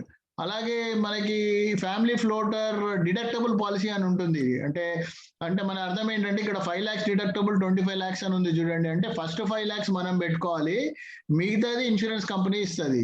అట్లాంటి పాలసీలు చూసుకుంటే మీకు 5 lakhs డిడక్టబుల్, 25 lakhs అంటే ఫస్ట్ 5 lakhs మీరు పెట్టుకుంటే తర్వాత 25 lakhs కంపెనీ కవర్ చేస్తుంది. దానికి కేవలం 3,400 రూపాయలు మాత్రమే. అదే మీరు 35 కి మీరు 5 lakhs డిడక్టబుల్ 95 lakhs తీసుకుంటే కేవలం 7,000 రూపాయలు. 7,000 రూపీస్ పెడితే మీకు 1 crore సమ్ అష్యూర్డ్ వస్తుంది. మనం ఎన్ని ఖర్చు పెట్టాము దాంట్లో 7,000 అనేది మీరు ఆలోచించండి. 1 crore సమ్ అష్యూర్డ్ కి it is very very small amount. So base policy ఒకటి తీసుకోవాలి 5 లక్షలు, ఫ్యామిలీ ఫ్లోటర్ 95 లక్షలు తీసుకోవాలి. అప్పుడు బేస్కి ఒక 20,000 అయినా కూడా 5 lakhs కి ఇక్కడ చూడండి ఏజ్ 30కి ఉంది, ఇక్కడ 5 lakhs కి 14,000 ఉంది. ఇక్కడ ఏజ్ 35 కి అంటే 35 కి 16,000 అనుకుంటే ఇక్కడ 7,000, 16ను 7, 23,000కి మీకు 1 కోటి రూపాయల ఇన్సూరెన్స్ వస్తుంది. ఎక్కడ వస్తుందండి? This is a wonderful concept. Please, you can consult Mr. Ramesh 236 branch for any requirements. ఇక్కడ ఒక వండర్ఫుల్ కాన్సెప్ట్ ఉంది. ఇన్సూరెన్స్ చాలా మంది ఏం చెప్తారంటే నాకు చాలా పాలసీస్ ఉన్నాయండి, చాలా ఇన్సూరెన్స్ ఉందండి అంటారు. ఇన్సూరెన్స్ అనేది నెంబర్ ఆఫ్ పాలసీస్ పైన కాకుండా సమ్ అష్యూర్డ్ పైన ఆధారపడి ఉంటుంది. మీరు 5 పాలసీలు ఒక 50 వేలు ఉన్నాయనుకోండి, ఆ పర్సన్ చనిపోతే 2.5 లక్షలు వస్తాయి అంతే. సో అట్లా కాకుండా మీ సమ్ అష్యూర్డ్ అనేది ఇంపార్టెంట్, ఎంత ఉంది అనేది. దీనికి హ్యూమన్ లైఫ్ వాల్యూ అని ఉంటుంది. ఇది కొద్దిగా టెక్నికల్ సబ్జెక్టు. సో దీన్ని జనరల్ గా I'm not going in to that deeply, but మీకు జనరల్ గా ఏంటంటే మీరు ఒకవేళ 30 to 40 ఉంటే ఒక ఏజ్ 30 ఉంటే ఒక 40 టైమ్స్, ఏజ్ 40 ఉంటే ఒక 25 టైమ్స్, ఏజ్ 50 ఉంటే ఒక 10 టైమ్స్ సమ్ అష్యూర్డ్ అనేది మీకు ఉండాలి. యాన్యువల్ ఇన్కమ్ లో 10 టైమ్స్. ఏజ్ 50 అనుకోండి, మీరు 1,00,000 సంపాదిస్తుంటే 1,00,000 ఇంటూ సంవత్సరానికి 10 లక్షలు సంపాదిస్తే ₹1,00,00,000. అదే సంవత్సరానికి 10 లక్షలు సంపాదించే 30 ఇయర్స్ అతను 4 కోట్ల రూపాయలు తీసుకోవాలి. ఎందుకంటే మీ ఫ్యూచర్ ఇన్కమ్ ని గ్యారంటీ చేసేది ప్రపంచంలో ఏకైక ఇన్స్ట్రుమెంట్, ఫైనాన్షియల్ ఇన్స్ట్రుమెంట్ ఇన్సూరెన్స్ అండి. తర్వాత ఇది టర్మ్ ప్లాన్ చూసుకోండి. ఏజ్ 30కి సపోజ్ ₹800 ఉందనుకుందాము. ఏజ్ 30కి ₹800 పర్ మంత్ పెడితే మీకు 40 సంవత్సరాల వరకు కవరేజ్ ఉంటుంది. మీ ఏజ్ 70 వచ్చే వరకు చనిపోతే, ఎప్పుడు చనిపోయినా కూడా మీకు అంటే ఒక సమ్ అష్యూర్డ్ 1 crore వస్తుంది, రైట్? సో ఇది చూసుకుంటే మీకు ఓకే, మీకు 3.84 lakhs కడుతున్నారండి. 800 into 12 into 40. అదే కనుక మీరు 40 ఏజ్ లో చూసుకుంటే, అదే 70 ఇయర్స్ వరకు 30 ఇయర్స్ టర్మ్ పెట్టుకుంటే 1376 ఇంటూ 30. ఇక్కడ మీరు చూసుకుంటే మామూలుగా మీరు 30లో 40 ఏళ్ళు కడుతున్నారు, 40లో 30 ఏళ్ళు కడుతున్నారు. లాజికల్ గా చూస్తే 30 ఏళ్లలో మనం తక్కువ కడుతున్నాం అనుకుంటాం, మనకు అడ్వాంటేజ్ అనుకుంటాం. కాకపోతే ఇక్కడ చూడండి, 30 ఏజ్ అతను 3,84,000 కడుతున్నాడు, 40 ఏజ్ అతను 4,95,000 కడుతున్నాడు. ఏది బెటర్ అండి? 384 495 కవరేజ్ రెండిట్లో ఏజ్ 70 వరకే వస్తుంది.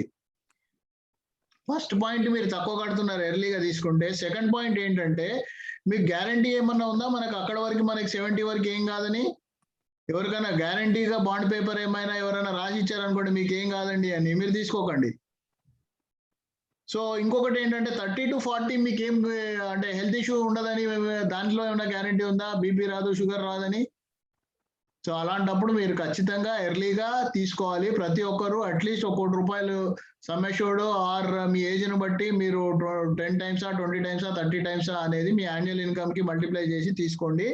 Otherwise if something happens then it is believe me, it is very very shattering to the family members. So ఇది క్రిటికల్ ఇల్నెస్ అని ఉంది. ఈ 36 ఈవెంట్స్ లో ఏది జరిగినా కూడా మనకి ఫ్యామిలీకి సమ్ అష్యూర్డ్ ఇస్తారు. దీనికి అది డాక్టర్ ఐడెంటిఫై చేసి ఇది వచ్చింది అని చెప్పిన తర్వాత 3 to 6 months బతికుంటే దాని తర్వాత మొత్తం అమౌంట్ వాళ్ళ బ్యాంక్ అకౌంట్ లో వేస్తారు. సో మనకి యాక్సిడెంటల్ పాలసీ అనేది ఇంకొకటి. యాక్సిడెంట్ లో చనిపోయినా కూడా, యాక్సిడెంట్ లో మనకి కాళ్ళు చేతులు అలాంటి ఏమైనా ఇరిగిపోయినా కూడా, ఒక కాలు ఒక చెయ్యి, 2 కాళ్ళు 2 చేతులు కళ్ళు, ఇలాంటి పార్షియల్ పర్మనెంట్ టోటల్ డిజబిలిటీ అంటారు. ఇలాంటప్పుడు మనకి దానికి సంబంధించిన ట్రీట్మెంట్ 1 లక్ష వరకు, తర్వాత యాక్సిడెంట్ లో చనిపోతే మొత్తం సమ్ అష్యూర్డ్ ఇస్తారు. తర్వాత యాక్సిడెంట్ వల్ల బోన్ ఫ్రాక్చర్ ఇలాంటి వాటికి కూడా ఇస్తారు. డైలీ అలవెన్స్ అని కూడా 104 days 1% ఆఫ్ సమ్ అష్యూర్డ్ ఇస్తారనమాట. సో లైఫ్ ఇన్సూరెన్స్ కి నాకు మంచి కోట్ నేను ఆలోచిస్తే ఒక కోట్ తట్టింది. అదేంటంటే, life insurance is like a parachute. Parachute అంటే తెలుసు కదండి, మనము ఆకాశంలోంచి కిందికి దూకినప్పుడు మనము పారాషూట్ ఆన్ చేసుకుంటే మనము స్లోగా కిందికి వస్తాము. So if you don't have when you need, suppose flight ఏమన్నా క్రాష్ అవుతుంది అనుకోండి, ఆ టైంలో పారాషూట్ లేదనుకోండి, మనం ఉంటామా? ఉండము. తర్వాత మనకి ఆ పారాషూట్ అవసరం పడుతుందా? పడదు. So life insurance is like a parachute. If you don't have when you need it, you will never need it again. అలాగే మీకు ఆరోగ్యం బాగున్నప్పుడు మీకు లైఫ్ ఇన్సూరెన్స్ లేదనుకోండి, నీకు ఆరోగ్యం బాగాలేనప్పుడు ఇస్తారా? ఇవ్వరు. మనం బతుకున్నప్పుడు మనం పాలసీ తీసుకోలేదు అనుకోండి, చనిపోయినాక మనకు పాలసీ ఎక్కడి నుంచి వస్తుంది? కాబట్టి this is one of the most important point. దీన్ని కొద్దిగా ఎక్కువ స్ట్రెస్ చేశాను, ఎందుకంటే సీయింగ్ ద కరోనా లాంటి ఇంకా ఏమొస్తాయో ఎన్నొస్తాయో మనకు తెలియదు. కాబట్టి ఈ అవేర్నెస్ ని మీకు ఉపయోగపడాలని చెప్పి ఈ యొక్క టైంని దీనికి కొంచెం ఉపయోగించాను. తర్వాత మనం ఇన్వెస్ట్మెంట్ చేస్తూ ఉంటాము. ఇన్వెస్ట్మెంట్ ఎలా చేస్తారు? జనరల్ గా మీరు ఒక ఏజెంట్ దగ్గర పోయి, నా దగ్గర ఒక 10 లక్షలు ఉందండి అంటే ఇంట్లో పెట్టండి, అందులో పెట్టండి. ఒక స్టాక్ బ్రోకర్ షేర్లు కొనమంటాడు, ఒక mutual fund agent mutual fund లో పెట్టమంటాడు, ఒక ఇన్సూరెన్స్ ఏజెంట్ ఇన్వెస్ట్మెంట్ ప్లాన్ బాగుందండి, ఈ పాలసీలో కొట్టండి కట్టండి అంటాడు, ఒక పోస్ట్ ఆఫీస్ ఏజెంట్ ఎన్ఎస్సి లో పెట్టండి అంటాడు. సో వాళ్ళు ఏది అమ్ముతున్నారో అది ఇస్తారు, కానీ మీకు ఏది కావాలో అది మాత్రము ఏ ఏజెంట్ కూడా ఇవ్వలేరు. సో అందుకే ఏంటంటే ఒక ఫైనాన్షియల్ ప్లానర్ దగ్గరికి వెళ్తే ఒక డాక్టర్ దగ్గరికి వెళ్ళినట్టు, డాక్టర్ ఎట్లా అయితే ప్రిస్క్రిప్షన్ ఇస్తాడో ఫైనాన్షియల్ ప్లానర్ కూడా ఒక ప్రిస్క్రిప్షన్ ఇచ్చి మీ యొక్క మెంటాలిటీకి ఏదే సూట్ అవుతాయో ఇన్వెస్ట్మెంట్స్ ప్రిస్క్రిప్షన్ ఇస్తే ఆ ప్రిస్క్రిప్షన్ ని మీరు ఇంప్లిమెంట్ చేసుకోవచ్చు. సో జనరల్ గా ఏం చేయాలంటే ప్రతి ఇన్వెస్ట్మెంట్ గోల్ బేస్డ్ ఇన్వెస్ట్మెంట్ ఉండాలండి. అంటే నేను సపోజ్ ఒక 10,000 20,000 ఎస్ఐపి ఉందనుకోండి, దేనికి చేస్తున్నారంటే మీకు ఏం తెలియదు, ఎందుకో అర్థం కాదు, తెలియదు. అలాగే అప్పుడు ఏమవుతుందంటే మీకు సడన్ గా ఏదైనా డబ్బులు వస్తే ఆడ ఒక 10 లక్షలు ఉన్నాయనుకోండి, అందులోంచి 5 లక్షలు తీసేస్తారు. అలా కాకుండా మీరు నా చిల్డ్రన్స్ ఎడ్యుకేషన్ కి 5,000 రూపాయల సిప్ పెడుతున్నాను, ఫస్ట్ బాబుకి, సెకండ్ పాపకి 5,000 పెడుతున్నాను అనుకోండి, దానిపైన రాసుకున్నారు అనుకోండి, అవి తీస్తారా? అవి తీస్తే వాళ్ళ గోల్స్ పోతాయి, కాబట్టి మీరు తీయరు. సో మనము గోల్ బేస్డ్ ఇన్వెస్ట్మెంట్ అనేది వెరీ వెరీ ఇంపార్టెంట్. ఎవరైనా ఇన్వెస్ట్మెంట్ కి వస్తే జనరల్ గా చూడాల్సినవి, జనరల్ గా మా అసోసియేట్స్ కూడా చూసేది ఏంటంటే మీ ఇన్వెస్ట్మెంట్ గోల్ ఏంటి, మీకు ఎంత ఉంది ఇన్వెస్ట్మెంట్, మీకు ఇన్వెస్ట్మెంట్ రిటర్న్ ఎంత ఎక్స్పెక్ట్ చేస్తున్నారు, అండ్ మీకు ఎంత రిటర్న్ వస్తే మీ గోల్ ఫుల్ఫిల్ అవుద్ది, మీరు ఒక రిస్క్ ఎపిటైట్ ఏంటి, రిస్క్ ఎపిటైట్ అంటే మీరు ఎంత రిస్క్ తీసుకోగలుగుతారు, మీకు గోల్ కు ఉన్న టైం ఎంత ఉంది, మీకు ఇప్పుడున్న అసెట్ అలొకేషన్ ఏంటి, ఈ పాయింట్స్ అన్ని కన్సిడర్ చేసే ప్రాపర్ ఇన్వెస్ట్మెంట్ ప్లానింగ్ అనేది జరుగుతుందండి. ఇవేమి లేకుండా ఇది తీసుకోండి అంటే you are not with the right person. So ఒక ₹1,00,000 ఇన్వెస్ట్ చేస్తే 1981 లో మనకి ఎఫ్డిలో చేస్తే 29 lakhs అయిందండి. అదే గోల్డ్ లో పెడితే 25 లక్షలు అయింది. మార్కెట్ సెన్సెక్స్ అంటే 30 స్టాక్స్ డిఫరెంట్ ఫీల్డ్ నుంచి, డిఫరెంట్ ఇండస్ట్రీస్ నుంచి తీసుకొని ఒక సెబీ అనేది ఒక సెన్సెక్స్ అని తయారు చేస్తుంది. ఆ సెన్సెక్స్ అనేది ఈక్విటీ మార్కెట్ కి సంబంధించింది. సో 4.49 lakhs అంటే 4,49 lakhs అయిందండి. అంటే ఇది ఏ రిటర్న్ తో వచ్చిందంటే ఎఫ్డిలో 8.62% రిటర్న్స్ వచ్చాయి, గోల్డ్ లో 8.48 వచ్చాయి, సెన్సెక్స్ లో 16.5% రిటర్న్ వచ్చాయి. సో దీంట్లో టాక్సేషన్ ఈ పాయింట్ వచ్చినప్పుడు ఏంటంటే ప్రతి ప్రోడక్ట్ ఒక సేఫ్టీ, లిక్విడిటీ, ఈల్డ్ అని ఉంటుంది. ఈ 3 పాయింట్స్ జాగ్రత్తగా చూసుకోవాలి. ఎఫ్డీస్ సేఫ్ గా ఉంటాయి, లిక్విడిటీ అనేది మనకి దానిపైన లోన్ తీసుకోవచ్చు, బట్ జనరల్ గా ఇల్లిక్విడే అది, అంటే 10 ఏళ్ళు ఎఫ్డి పెడితే 5 ఏళ్ళు ఎఫ్డి పెడితే 5 ఏళ్ళ వరకు తీయరాదు, బట్ లోన్ తీసుకోవచ్చు. సో ఈల్డ్ వచ్చేసి, ఇంట్రెస్ట్ రేట్ వచ్చేసి తక్కువ ఉంటుంది. ఈ రోజు ఎఫ్డి రిటర్న్ ఎంత ఉందండి, మీరు చాట్ లో టైప్ చేయొచ్చు. ఎఫ్డి రిటర్న్ ఈ రోజు వచ్చేసి 5.5% ఉందండి. ఇది లాస్ట్ 30 years లో 8.6% వచ్చింది. గోల్డ్ లో 8.48% రిటర్న్ వచ్చిందండి. జనరల్ గా ఇన్ఫ్లేషన్ ఎంత ఉంటే గోల్డ్ అంత ఉంటుంది. గోయింగ్ ఫార్వర్డ్ ఇన్ఫ్లేషన్ 5% ఎక్స్పెక్ట్ చేస్తున్నాం కాబట్టి గోల్డ్ కూడా 6-7% కంటే ఎక్కువ ఇవ్వదు. సెన్సెక్స్ మార్కెట్ లో 16.5% వచ్చిందండి. అంటే మనకి 39 సంవత్సరాల్లో మార్కెట్ ఒక 30% క్రాష్ అనేది 30-40% ఒక 10 సార్లు జరిగిందండి. 30 సంవత్సరాల్లో 10 సార్లు 30% పడింది. ఎప్పుడెప్పుడు పడింది అనుకోండి, సపోజ్ గల్ఫ్ వార్ అప్పుడు జరిగింది, తర్వాత మీకు ఇయర్ 2000 లో Y2K అప్పుడు జరిగింది, తర్వాత హౌసింగ్ బబుల్ అయింది ఒకటి, లేమన్ బ్రదర్స్ ఇవి చేతులు ఎత్తేసారు యుఎస్ లో పెద్ద పెద్ద బ్యాంక్స్, అలాంటప్పుడు జరిగింది. తర్వాత గవర్నమెంట్స్ మార్పిడి అప్పుడు జరిగింది, ఇందిరాగాంధీ అసాసినేషన్ అప్పుడు పడింది, అండ్ రీసెంట్ గా కోవిడ్ లో 35% పడిందండి మార్కెట్, 35% పడింది. That is in the span of 10 to 15%. ₹100 10 లక్షలు ఉంటే 6.5 లక్షలు అయింది. అప్పుడు అందరూ తీశారు. మేము యాక్చువల్లీ ఇన్వెస్ట్ చేయమని అడ్వైజ్ చేశాము, స్టాగర్డ్ గా ఇన్వెస్ట్ చేయమని, ఒక్కసారి కాకుండా స్టేజెస్ లో ఇన్వెస్ట్ చేయమన్న ఏదిలో తెలియదు కాబట్టి. But those you have listen, ఆ 100 65 అయ్యి ఈ రోజు దాని వాల్యూ 140 అయిందండి. 65లో అమ్ముకున్న వాళ్ళ పరిస్థితి ఏంటి చూడండి. అడ్వైజర్ అనేవాడు ఈ అడ్వైస్ కోసమే మీకు కావాలి. చాలా మంది ఈ రోజు డైరెక్ట్ ఇన్వెస్ట్మెంట్స్ అని 1% సేవ్ అవుతుందని వెళ్తున్నారు ఇన్వెస్ట్మెంట్ లో, బట్ ఆ 1% అనేది ఇమ్మెటీరియల్ అండి, పెద్ద ఇంపార్టెంట్ కాదు. ఇలాంటి ఎమోషనల్ మేనేజ్మెంట్ ఇంపార్టెంట్. మీరు డైరెక్ట్ వెళ్ళి మీకు 100ది 65 అయినప్పుడు భయంతో తీసేస్తారు మీరు. సో తీసేసినప్పుడు మళ్ళీ మీరు 35 పర్మనెంట్ లాస్ బుక్ చేశారు. అడ్వైజర్ దగ్గర ఉంటే ఏంటంటే మీకు స్టాగర్డ్ ఇన్వెస్ట్మెంట్ చేపిస్తాడు, మిమ్మల్ని హ్యాండ్ హోల్డ్ చేస్తాడు, మీరు గోల్ కోసం ఇన్వెస్ట్ చేశారు ఉండండి అని చెప్తారు, మళ్ళీ డబ్బులు ఉంటే ఇంకా యాడ్ చేయమని చెప్తారు. మీకు ఆ 65 రూపాయలు ఈరోజు 140, 150 రూపాయలు అయిందండి. సో ఇలా మీకు అడ్వైజర్ దగ్గర ఉంటే మాత్రము చాలా చాలా ఇంపార్టెంట్ అండి. సో సెన్సెక్స్ బాగానే ఉంది, మరి దాంట్లో రిస్క్ ఉంటాయి కదండి అంటే రిస్క్ ఉంటాయండి. నేను చెప్పాను కదా 10 సార్లు 30% పడింది. సో ఆ రిస్క్ దేంట్లో లేదండి. రోడ్ క్రాస్ చేసి హైయెస్ట్ డెత్స్ అని చెప్పాను కదా, అలాంటప్పుడు మరి మీరు ఇంట్లోనే ఉంటున్నారా బయటికి వెళ్తున్నారా? మరి కరెంట్లో సపోజ్ పవర్ లో ఏలు పెడితే ఏమవుతుందండి? షాక్ తగులుతుంది. మరి ఎట్లా అంటే పవర్ వాడలేదా? పవర్ మనకు 10 నిమిషాలు పోతే కింది మీద అయిపోతుంది. ఇప్పుడు నేను మీకు సెమినార్ తీసుకుంటున్నాను, ఇప్పుడు పవర్ పోయింది అనుకోండి, ఇంటర్నెట్ డిస్కనెక్ట్ అయిపోద్ది. మళ్ళీ నేను మొత్తం మళ్ళీ ఫోన్ నుంచి నెట్ నుంచి పెట్టుకొని చేయాలి. సో ఇలా మనం పవర్ లేకుండా మనము ఒక నిమిషం కూడా ఉండలేము, అది రిస్కే. అలాగే మనకి ప్రతి ఒక్కటి రిస్కే ఉంటుంది. డ్రైవింగ్ చేయాలనుకోండి, చిన్నప్పుడు బాబుని మనము సపోజ్ ఫస్ట్ టైం సైకిల్ నేర్పించినప్పుడు పడితే మనకి బాధ కదా, అది రిస్క్ కాదా? కార్ నడిపిస్తే యాక్సిడెంట్స్ అవ్వట్లేదా? బైక్ మొన్న Sai Dharam Tej accident, bike accident అయింది, హాస్పిటల్లో ఉన్నాడు, సీరియస్ అయ్యాడు, మళ్ళీ కొద్దిగా ఇంప్రూవ్మెంట్ ఉందన్నారు. మరి అది రిస్క్ కాదా? అలాంటప్పుడు మరి మనము బంద్ చేస్తామా? సో ఫ్లైట్స్ ఆకాశంలో వెళ్తాయి, మీకు తెలుసా అండి? ఫ్లైట్ లో ఎవరు ఉండరు, పైలట్ ఉన్నది ఊరికే మన సాటిస్ఫాక్షన్ కోసం, కింద నుంచి మొత్తము టెక్నికల్ గా మేనేజ్ చేస్తారు. అది మీకు తెలిస్తే మళ్ళీ ఫ్లైట్ కూడా ఎక్కరు. మెట్రోలో ఉంది ఓన్లీ ఎమర్జెన్సీ కోసమే, ఆపడానికి వాటి కోసము, బట్ మొత్తం మేనేజ్ అయ్యేది కంట్రోల్ సిస్టమ్ నుంచే మేనేజ్ అవుతుంది, ఒక స్టేషన్ నుంచి మేనేజ్ అవుద్ది.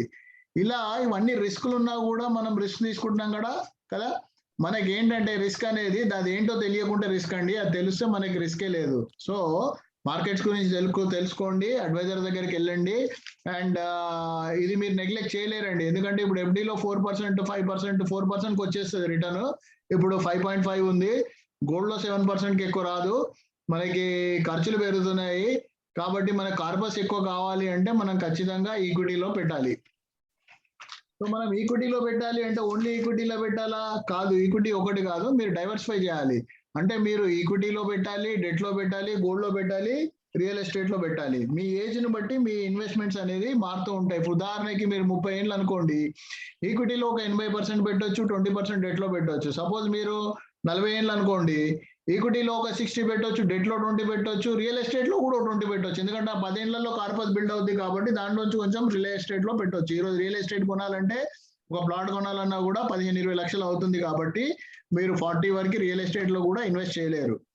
సో ఇలా ఏజ్ పెరుగుతుంటే ఇంకో పాయింట్ ఏంటంటే, చాలా మంది రెంటల్ ఇన్కమ్ ఉన్న వాళ్ళు చాలా మంది ఉన్నారు, సీనియర్ సిటిజన్స్. సో వాళ్ళందరూ ఏమైందంటే, ఇప్పుడు మొన్న కరోనాలో చూశారు, రెంట్ అసలు జాబులు పోయాయి, తర్వాత కొందరికి హాఫ్ సాలరీస్ వచ్చాయి, తర్వాత రెంట్ లో ఉన్న వాళ్ళకి రెంట్లు రాలేదు. So living was very, very difficult. All these things Corona has taught. So you cannot have your complete investments into one asset class. You have to diversify them. ఎలా అయితే మీరు సపోజ్ మీరు భోజనం చేయాలనుకోండి, ఓన్లీ అన్నం పెట్టుకొని ఓన్లీ పెరుగో లేకపోతే కర్రీయో ఏదో పెట్టుకొని ఒకటే పెట్టుకొని తినగలుగుతారా? లేదు కదా. మీకు అన్నం కావాలి, పప్పు కావాలి, చారు కావాలి, పచ్చడి కావాలి, పెరుగు కావాలి, అన్నీ ఉండాలి కదా. అలాగే మీరు ఒక టౌన్ నుంచి ఇంకో టౌన్కి వెళ్తుంటే, మీరు ట్రైన్లో వెళ్తున్నారు అనుకోండి, ఒక 10 లక్షలు తీసుకెళ్ళాలి, అన్ని ఒక దగ్గరే పెడతారా? ఒక ముగ్గురు వెళ్తుంటే వేరే వేరే డివైడ్ చేసుకుంటారా వేరే వేరే లగేజ్లో? ఇదంతా డైవర్సిఫికేషన్. అలాంటి చిన్న చిన్న వాటికి మనము డైవర్సిఫికేషన్ ఫాలో అవుతున్నప్పుడు ఇన్వెస్ట్మెంట్ లో కూడా మనము డైవర్సిఫికేషన్ అనేది చాలా చాలా ఇంపార్టెంట్ అండి. సో మీ ఏజ్ ని బట్టి, మీ రిస్క్ అపెటైట్ ని బట్టి అసెట్ అలొకేషన్ అనేది చేసుకోవాలి. సో మీరు ఈక్విటీ నేను చెప్పాను హైయెస్ట్ రిటర్న్ వచ్చింది స్టాక్ మార్కెట్ లో అని, దానికి ఏంటంటే మనకి ఎమోషనల్ మేనేజ్మెంట్ అనేది ఇంపార్టెంట్. దీంట్లో చాలా మంది ఏం చేస్తుంటారంటే, మార్కెట్ పెరిగినప్పుడు జనరల్ గా లా ఆఫ్ డిమాండ్ అని ఉంటుంది. డిమాండ్ పెరిగినప్పుడు ఏమవుతుందండి? ప్రైస్ పెరుగుతుందా తగ్గుతుందా? ప్రైస్ పెరుగుతుంది. డిమాండ్ తగ్గినప్పుడు ఏమవుతుంది? ప్రైస్ అనేది తగ్గుతుంది. ఈక్విటీ మార్కెట్ లో మాత్రము ఎక్సెప్షనల్ కేసు, ఉల్టా జరుగుతుంది. డిమాండ్ పెరిగితే ప్రైస్ పెరుగుతుంది, అండ్ డిమాండ్ తగ్గితే ప్రైస్ తగ్గుతుంది. సో అంటే మనకి other way round. If price goes up, demand will come down. Generally price పెరిగితే డిమాండ్ జనరల్ గా తగ్గుతుంది. అంటే మీకు 5 రూపాయల కిలో టమాటా ఉన్నప్పుడు 100 కిలోలు అమ్మితే 50 రూపాయల కిలో ఉంటే మనము ఓన్లీ 25 కిలోలే సేల్ అవుతాయి. అందరూ తినరు అప్పుడు, రైట్? సో అట్లా కాకపోతే ఇక్కడ ఏమైందంటే ప్రైస్ పెరిగితే ఏమవుతుందంటే డిమాండ్ పెరుగుతుంది. 100 షేర్లు కొనేది 200 కొంటారు. అంటే ఆశకు పెరుగుతుంది అనమాట. మన బొక్కవాడు కొనింటాడు, లాభం వచ్చింటది, మనకి చెప్పింటాడు, మనకి చెప్పిన తర్వాత మనకు నమ్మకం ఉండదు. మళ్ళీ కొన్ని రోజులు చూస్తాము, ఒక 50 రూపాయల షేరు మన ఫ్రెండ్ కొంటే 60, 70 అయితే 70 అప్పుడు నేను కొన్నాను ఇట్లా వచ్చిందని చెప్తే మనం నమ్మము. 70 నుంచి 80, 90 అయ్యే వరకు గమనిస్తాము. మనం 90లో వస్తాము. 90కి అప్పుడు మార్కెట్ హైలోకి వెళ్ళిపోతుంది. మళ్ళీ అది కిందికి వచ్చేస్తుంది.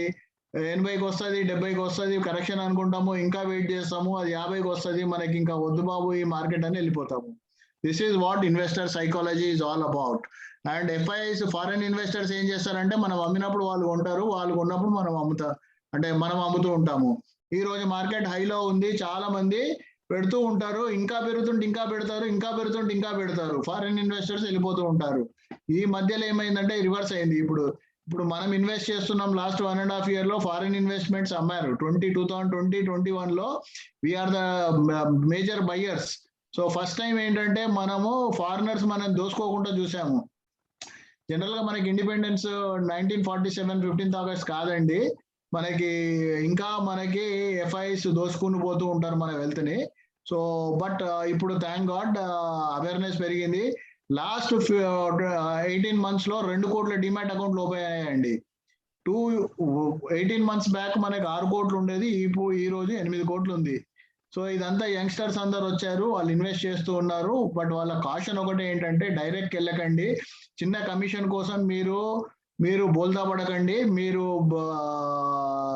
సపోజ్ మ్యూచువల్ ఫండ్ తీసుకున్నా కూడా మీకు బెస్ట్ ఫండ్ మీకు 40%, 50, సపోజ్ లాస్ట్ 1 year లో బెస్ట్ ఫండ్ 100% ఇస్తే వర్స్ట్ ఫండ్ 50% ఇచ్చింది. మీరు సొంతంగా పెట్టుకొని 50-60% వచ్చే బదులు అడ్వైజర్ దగ్గరికి వెళ్ళి 70-80 వచ్చినా కూడా 10% ఎక్స్ట్రా వచ్చినట్టే కదండి. సో నార్మల్ గా 1% ఎక్స్ట్రా వచ్చినా, 2% ఎక్స్ట్రా వచ్చినా కూడా మనకి 1% ఛార్జెస్ పెరిగినందుకు మనకు 2% ఎక్కువ వచ్చాయి అనుకోండి, మనం బెనిఫిట్ అయ్యామా, వాళ్ళకేమొస్తుందని వదిలేసి మనకేం లాభం అవుతుందనే కాన్సెప్ట్ లో మనం ఆలోచిస్తే బెటర్ అండి. సో డైరెక్ట్ ఈక్విటీలో చేస్తే మనకి రీసెర్చ్ కావాలి, టైం కావాలి, నాలెడ్జ్ కావాలి, సైంటిఫిక్ టూల్స్ కావాలి, రోజు దానిపైనే ఉండాలి. సో ఇవన్నీ ఉంటాయి కాబట్టి మనకి మ్యూచువల్ ఫండ్కి వెళ్ళడం బెటర్. మ్యూచువల్ ఫండ్ లో ప్రొఫెషనల్ మేనేజ్మెంట్ ఉంటుంది. దీంట్లో చదువుకున్న వాళ్ళు సిఎఫ్ఏ అని ఉంటారు, చార్టెడ్ ఫైనాన్షియల్ అనలిస్ట్. వాళ్ళు యాక్చువల్లీ మీ ఫండ్ మేనేజ్ చేస్తారు. తర్వాత వాళ్ళకి రీసెర్చ్ అనలిస్ట్ ఉంటారు, ఒక 20-25 మంది టీము. ఫండ్ మేనేజర్స్ 4-5 ఉంటారు. ఏది కొనాలన్నా కూడా వాళ్ళు ఒక రూల్ పెట్టుకుంటారు, అందరినీ కన్విన్స్ అవుతూనే ఆ షేర్ కొంటారు, లేకుంటే లేదు. వీళ్ళు ఒక కంపెనీ యొక్క క్వాంటిటేటివ్ క్వాలిటేటివ్ అనాలిసిస్ చేస్తారు. ఆ కంపెనీలో ఫండమెంటల్స్ ఎలా ఉన్నాయి, ఫైనాన్సెస్ ఎలా ఉన్నాయి, ఎలా ప్రాఫిట్స్ పెరుగుతున్నాయా తగ్గుతున్నాయా, వాళ్ళ ప్రోడక్ట్ లో వాళ్ళు లీడరా కాదా, మేనేజ్మెంట్ ఏమైనా చీటింగ్ చేస్తుందా, ఈ ఆడిటింగ్ ఎలా జరుగుతుంది, డివిడెండ్ ఇస్తున్నారా లేదా, ఇలా ఎన్నో విషయాలు వాళ్ళకి అవగాహన ఉంటుంది, వాళ్ళు చూస్తారు. సో దాని తర్వాత డైవర్సిఫికేషన్ ఉంటుంది. మీరు ఒక 10,000 పెడితే, సపోజ్ ఒక 1,000 రూపాయలు పెడితే ఒక షేర్ వస్తుందండి, మంచి షేర్. అదే 1,000 రూపాయలు మీరు మ్యూచువల్ ఫండ్ లో పెడితే 40 కంపెనీలో ఇన్వెస్ట్ చేస్తారు. ఒక దాంట్లో పెట్టినప్పుడు పోవడానికి ఆస్కారాలు ఉంటాయా, 40లో పెట్టినప్పుడు ఉంటాయా? 40లో ఒక 2 పోయినా కూడా 38 అయితే క్లిక్ అవుతాయి కదా, ఎందుకంటే అది ఫండ్ మేనేజర్స్ కొంటున్నారు కాబట్టి. అదే మనం ఒక్కటి కొన్నప్పుడు మనం రూమర్స్ చూసుకొని కొంటాము, అది మనకి జీరో అయ్యే ఛాన్స్ కూడా ఉంటుంది. తర్వాత ఆటోమేషన్, మనకి ఎవ్రీ మంత్ వెళ్ళిపోయేటట్టు ఎస్ఐపి ఆటోమేషన్ ఆటోమేటెడ్ గా వెళ్ళిపోయేట్టు పెట్టుకోవచ్చు. దీంట్లో ట్యాక్స్ బెనిఫిట్ ఉంది. దీంట్లో ఓన్లీ 10% ట్యాక్స్ అండి. ఈ రోజు ఇండియాలో లోయెస్ట్ ట్యాక్స్ అంటే ఓన్లీ ఈక్విటీ దాంట్లో ఉంది, 10% ట్యాక్స్ పడుతుంది. దట్టు మీకు ₹1,00,000 ఎవ్రీ ఇయర్ వరకు ట్యాక్సే లేదు. ఈ రోజు నాకు ₹1,00,000 ఈ ఇయర్ లో ఒక సంవత్సరంలో వచ్చిందని నేను డిక్లేర్ చేసుకుంటే నాకు ట్యాక్స్ పడదండి. 1,10,000 వచ్చిందంటే ఆ 10,000కి 10% ₹1,000 కడితే సరిపోద్ది. సో అదే మీరు బ్యాంక్ ఎఫ్డి అనుకోండి, ₹1,00,000 వచ్చింది అనుకోండి, మీరు 30% ట్యాక్స్ స్లాబ్ లో ఉంటే ₹30,000 ట్యాక్స్ కట్టాల్సిందే. సో ఇలా మీకు గోల్డ్ ప్రొటెక్షన్, దీంట్లో కూడా ఫ్రీగా ఇన్సూరెన్స్ కూడా ఇస్తారండి మ్యూచువల్ ఫండ్ లో. సో అది కొన్ని క్రైటీరియా ఉంటాయి, 45 ఏజ్ లోపల వాళ్ళకి ఇట్లా. సో అలాంటి వాళ్ళకి గోల్డ్ ప్రొటెక్షన్ కూడా ఉంటుంది.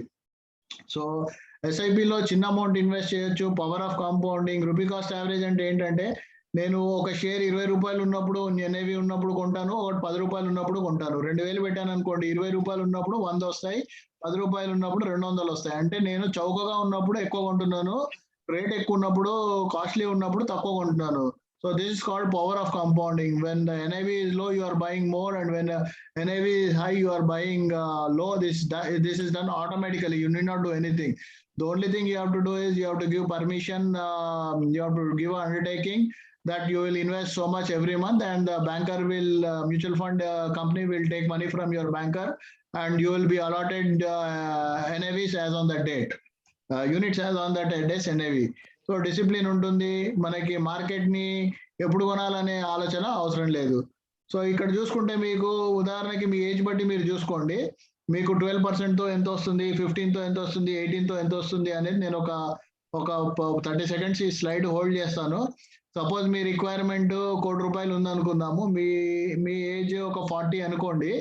40 ఉంటే 60కి అంటే 20 సంవత్సరాలు ఉంది. 20 సంవత్సరాలకి మీకు ₹1,00,00,000 12% తో కావాలంటే అంటే 10,000 పెడితే 91 లక్ష అవుతుంది. సో 11,000 పెట్టాలి. అదే మీ ఏజ్ 25 అనుకోండి, 35 అనుకోండి, సారీ 30 అనుకోండి. మీరు 30 years టైం ఉంది. 30 years లో ₹1,00,00,000 కావాలంటే 5,000 పెడితే 12% తో 3,300 పెడితే సరిపోద్ది. సో మీరు 30 years లో 3 కోట్లు కావాలంటే 12% తో 10,000 పెడితే మీ గోల్ ఫుల్ఫిల్ అవుద్ది. సో ఇక్కడ మీరు చూసుకుంటే ఇవి 20 years నుంచి పర్ఫార్మ్ చేసే ఫండ్స్ ఒక 3 ఉన్నాయి. లార్జ్ క్యాప్ ఫండ్స్ అంటారు, సేఫ్ ఫండ్స్. వీటిలో మీరు 10,000 SIP 20 సంవత్సరాలు పెడితే ఎంత ఇన్వెస్ట్ చేస్తారండి? 24 lakhs చేస్తే దాని వాల్యూ HDFC టాప్ 100 లో 1.94 crores, టాటా లార్జ్ క్యాప్ లో 1.71 crores, and Franklin India blue chip లో 1.67 crores అయ్యిందండి. జస్ట్ 17 to 18% రిటర్న్స్ తో ఇంత కార్పస్ బిల్డ్ అయింది. ఇది అన్బిలీవబుల్ గా ఉంటుంది, but this is possible only in equity markets. And next వచ్చేసి రిటైర్మెంట్. నేను చెప్పాను 100కి 4 రిటైర్ అవుతున్నారు. మిగతా వాళ్ళు కొందరు చనిపోతున్నారు, కొందరు పిల్లలపై ఆధారపడుతున్నారు, కొందరు చారిటీపై ఆధారపడుతున్నారు, కొందరు ఇంకా వర్క్ చేస్తున్నారు, కొందరు చారిటీ పైన ఆధారపడుతున్నారు. సో ఒక స్టాటిస్టిక్స్ రీసెంట్ గా 2021 లో ఏం చెప్పారంటే 77% of Indian population is not planning for the retirement. Suppose మీరు ప్లాన్ చేయలేదనుకోండి, మీ గోల్ కి ఫుల్ఫిల్ అవుతారా? ప్లాన్ చేయకుంటే మీరు సపోజ్ సికింద్రాబాద్ వెళ్ళాలని నేను సైదాబాద్ లో నేను అనుకోకపోతే నేను సికింద్రాబాద్కి ఎట్లా వెళ్తానండి? బయటికి వెళ్ళిన తర్వాత వెళ్ళాను కదా. సో ప్లాన్ చేయకపోతే అసలు మీకు రిటైర్మెంట్ అచీవ్ చేసే ఛాన్సే లేదండి. సో ప్లాన్ చేయండి. సో ఇక్కడ ఏం చెప్తుందంటే 77 మంది అసలు ప్లానే చేయట్లేదు. సో ప్లాన్ చేసి 23 ప్రతి ఒక్కరు సక్సెస్ అవుతారా? లెట్స్ సే 30% అయింది అనుకోండి. 23లో 33% 6-7 మంది రిటైర్మెంట్ క్వాలిఫై అవుతారు. మిగతా వాళ్ళంతా మళ్ళీ ఇలాగే చారిటీ పైన ఆధారపడము, పిల్లల పైన ఆధారపడము, ఇవన్నీ జరుగుతాయి. రిటైర్మెంట్ అనేది మరీ ఇంపార్టెంట్. ఎందుకంటే లైఫ్ ఎక్స్పెక్టెన్సీ అనేది పెరుగుతూ వస్తుంది. మనకి 60 సంవత్సరాలు ఉన్న వాళ్ళు ఈ రోజు 85 సంవత్సరాల వరకు బతుకుతున్నారు. సో 25 years రిటైర్డ్ లైఫ్ మన దగ్గర డబ్బులు లేకుంటే ఎంత ఇబ్బంది అవుతుంది అనేది ఒకసారి ఆలోచించండి. తర్వాత న్యూక్లియర్ ఫ్యామిలీ సిస్టమ్ లో కూడా ఒక బ్రదర్ ఇంకో బ్రదర్ ని లేకపోతే బ్రదర్ సిస్టర్ ని చూసుకునే రోజులు పోయాయండి. ఎవరిది వాళ్ళు చూసుకోవాలి. తర్వాత మీకు రెస్పెక్ట్ ఉండాలి. మీరు చూసుకోవాలి. మీ ఫ్యామిలీలో మీరు మీ మనవడికో మనవరాలకో ఏమన్నా గిఫ్ట్ ఇవ్వాలి, ఆరు మీరు స్వతంత్రంగా ఎక్కడికైనా వెళ్ళాలి, పార్టీకి వెళ్ళాలి, ఫ్రెండ్స్ దగ్గరికి వెళ్ళాలి, ఎవరికైనా సహాయపడాలంటే మీ డబ్బులు మీ దగ్గర ఖచ్చితంగా ఉండాలండి. సో నేను చెప్పాను ఎందుకు retirement. Rising health care cost. Health insurance ఉంటే మీకు దీనివల్ల బాధపడాల్సిన పని లేదనుకోండి, మీకు ఇది ఒక మేజర్ థ్రెట్ అవుతుంది. లాంగ్ రిటైర్మెంట్ పీరియడ్ నేను చెప్పాను కదా, 60 పైన బతుకున్న వాళ్ళు ఈ రోజు 60 క్రాస్ అయిన వాళ్ళు 85 వరకు ఖచ్చితంగా బతుకుతారండి యావరేజ్ గా. అంటే కొందరు 90 వరకు బతుకుతారు, కొందరు 70, కొందరు 75, కొందరు 95 వరకు కూడా బతుకుతారు. సో అది average age. And social support లేదు. యూఎస్ లాగా మనకి ఇంట్లో కూర్చుంటే నెలకి ఒక $1000 అట్లా బ్యాంక్ లో అయ్యారండి. సో చాలా మందికి రిటైర్మెంట్ ఎర్లీగా కావాలని కోరిక ఉంది. సో ఆ కోరిక అనేది మంచిదే. బట్ మనకి సపోజ్ 30 ఉంటే 60లో మనకు ఒక 2 కోట్లు కావాలంటే, 50లో రిటైర్ కావాలంటే 2 కోట్లు సరిపోండి, 5 కోట్లు కావాలి. సో దానికి మనకి రిటైర్మెంట్ పీరియడ్ కూడా తగ్గుతుంది. ఇన్వెస్ట్మెంట్ పీరియడ్ కూడా 60 ఉంటే 30 నుంచి 30 సంవత్సరాలు, 50 అయితే 20 ఉంటుంది. సో మనకు కావాల్సింది పెరుగుతుంది, మనకి ఇన్వెస్ట్మెంట్ పీరియడ్ అనేది తగ్గుతుంది. అండ్ ఇంట్రెస్ట్ రేట్లు తగ్గుతూ వస్తున్నాయి. నేను చెప్పాను ఒక 10 ఏళ్ల కింద మనకి 10%, 12% ఇంట్రెస్ట్ రేట్ ఉంటే ఈ రోజు less than 5% అయింది. సో రిటైర్మెంట్ కి లోన్ ఎవరు ఇవ్వరండి, అన్నిటికంటే ముఖ్యము. సో కాబట్టి ఇవి దృష్టిలో పెట్టుకోండి. వీటి మూలాన this is one of the most I'm very much passionate towards retirement planning, and I make sure all my clients have proper retirement, and I try to help them to be among the 4 or 6% who have proper corpus at their retirement. I wish each of you reach there. Retirement రోజు 60కి retirement అంటాం, మనం retire అయిపోయామని అంటాము. But actual గా జరిగేది ఏంటంటే మనకి pre retirement అనేది important అండి. 50 నుంచి 60 మధ్యలో మనము పని చేస్తూ మనం హాబీస్ కూడా ఫుల్ఫిల్ చేసుకోవాలండి. 60 తర్వాత చేయాలంటే మనకి ఆ శక్తి ఉండాలి కదా, మనం ఎంజాయ్ చేయగలగాలి కదా. కాబట్టి మీరు బ్యాలెన్స్ చేయండి, ఈ రోజు ఖర్చు పెట్టండి, ఇన్వెస్ట్మెంట్ కూడా చేయండి, దానికి ప్రాపర్ ప్లానింగ్ చేసుకోండి. సో బిగ్ డే అంటే 60 రోజు ఫెలిసిటేషన్ చేస్తారు. ఆఫీస్ లో పనిచేసే వాళ్ళు అయితే బొకే ఇస్తారు, థ్యాంక్ యూ చెప్తారు, వెళ్ళిపోతారు. తర్వాత హనీమూన్ పీరియడ్ అంటే 1 సంవత్సరము అట్లా గడిచిపోతుంది. మన్మలతో మన్మరాలతో వాళ్ళు వీళ్ళు వచ్చేవాళ్ళు ఫ్రెండ్స్ 1 ఇయర్ గడిచిపోతుంది. తర్వాత అప్పుడు అరే నేను ఏం చేయాలి అన్న ఆలోచన కలుగుతుంది, రీఓరియంటేషన్ అవుతుంది. అప్పుడు మనం ఏదైనా కొత్త రొటీన్ ప్లాన్ చేసుకుంటాము. So this is what is retirement planning, retirement stages. So ఖచ్చితంగా మీరు ఒక హాబీని ఇప్పుడు ఒక కొత్త స్కిల్ ని నేర్చుకుంటే మీకు రిటైర్మెంట్ లో పనికొచ్చేటట్టు చూసుకోండి. This is my advice. So pre retirement అంటే మీరు సపోజ్ మీరు 40, 50, 30 ఉన్నారనుకోండి, మీకు ఎలా చేయొచ్చు? మీరు పీపీఎఫ్ ద్వారా చేయొచ్చు, ఈపీఎఫ్ ద్వారా చేయొచ్చు, ఎన్పిఎస్ ద్వారా చేయొచ్చు, పోస్ట్ ఆఫీస్ స్కీమ్స్ ద్వారా చేయొచ్చు, ఇన్సూరెన్స్ పాలసీస్ ద్వారా చేయొచ్చు, మ్యూచువల్ ఫండ్స్ ద్వారా చేయొచ్చు, రియల్ ఎస్టేట్ ద్వారా చేయొచ్చు, బాండ్స్, ఎన్సిడీస్, గోల్డ్స్ ఇవన్నీ ద్వారా చేయొచ్చు. సో యాక్చువల్గా మనం పెద్ద కార్పస్ బిల్డ్ చేయాలంటే ఎస్ఐపి అనే ఒక కాన్సెప్ట్ ఉంది. ఇది సిస్టమాటిక్ ఇన్వెస్ట్మెంట్ కాదండి. Start early, investment right asset class and invest persistently. అంటే కంటిన్యూస్ గా ఇన్వెస్ట్ చేయండి, హై రిటర్న్ వచ్చిన పెట్టండి, ఎర్లీ స్టార్ట్ చేయండి. సో ఒక రిటైర్మెంట్ ప్లాన్ ఒక ఉదాహరణ, మీరు ఇక్కడ 30 సంవత్సరాల ఏజ్ ఉన్న వాళ్ళకి ఇది ఎగ్జాక్ట్ వర్తిస్తుందండి. మీరు చూసుకోండి, ఈ రోజు మీకు 50 నెలలకు కావాలంటే మీకు 60కి మీకు 2,80,087,000 కావాలండి. అంటే 5 టైమ్స్. ఎన్ని ఇయర్స్? 30 ఇయర్స్ తర్వాత. నేను తీసుకున్న ఇన్ఫ్లేషన్ ఏంటండి? 6% ఇన్ఫ్లేషన్ తీసుకున్నాను. మీ ఎక్స్పెక్టెడ్ దీనికి కార్పస్ 6.8 crores మీకు ఆ రోజు ఉండాలండి. ఈ రోజు 30 ఉన్న వాళ్ళు 30 సంవత్సరాల తర్వాత మీరు రిటైర్మెంట్ కార్పస్ 6.8 కోట్లు కావాలి. ఇది ఎలా క్యాలిక్యులేట్ చేశామంటే ఈ రోజు వాల్యూ 50,000, ఇది 60 వచ్చినప్పుడు రిటైరింగ్ ఏజ్ కి 2.87 lakhs.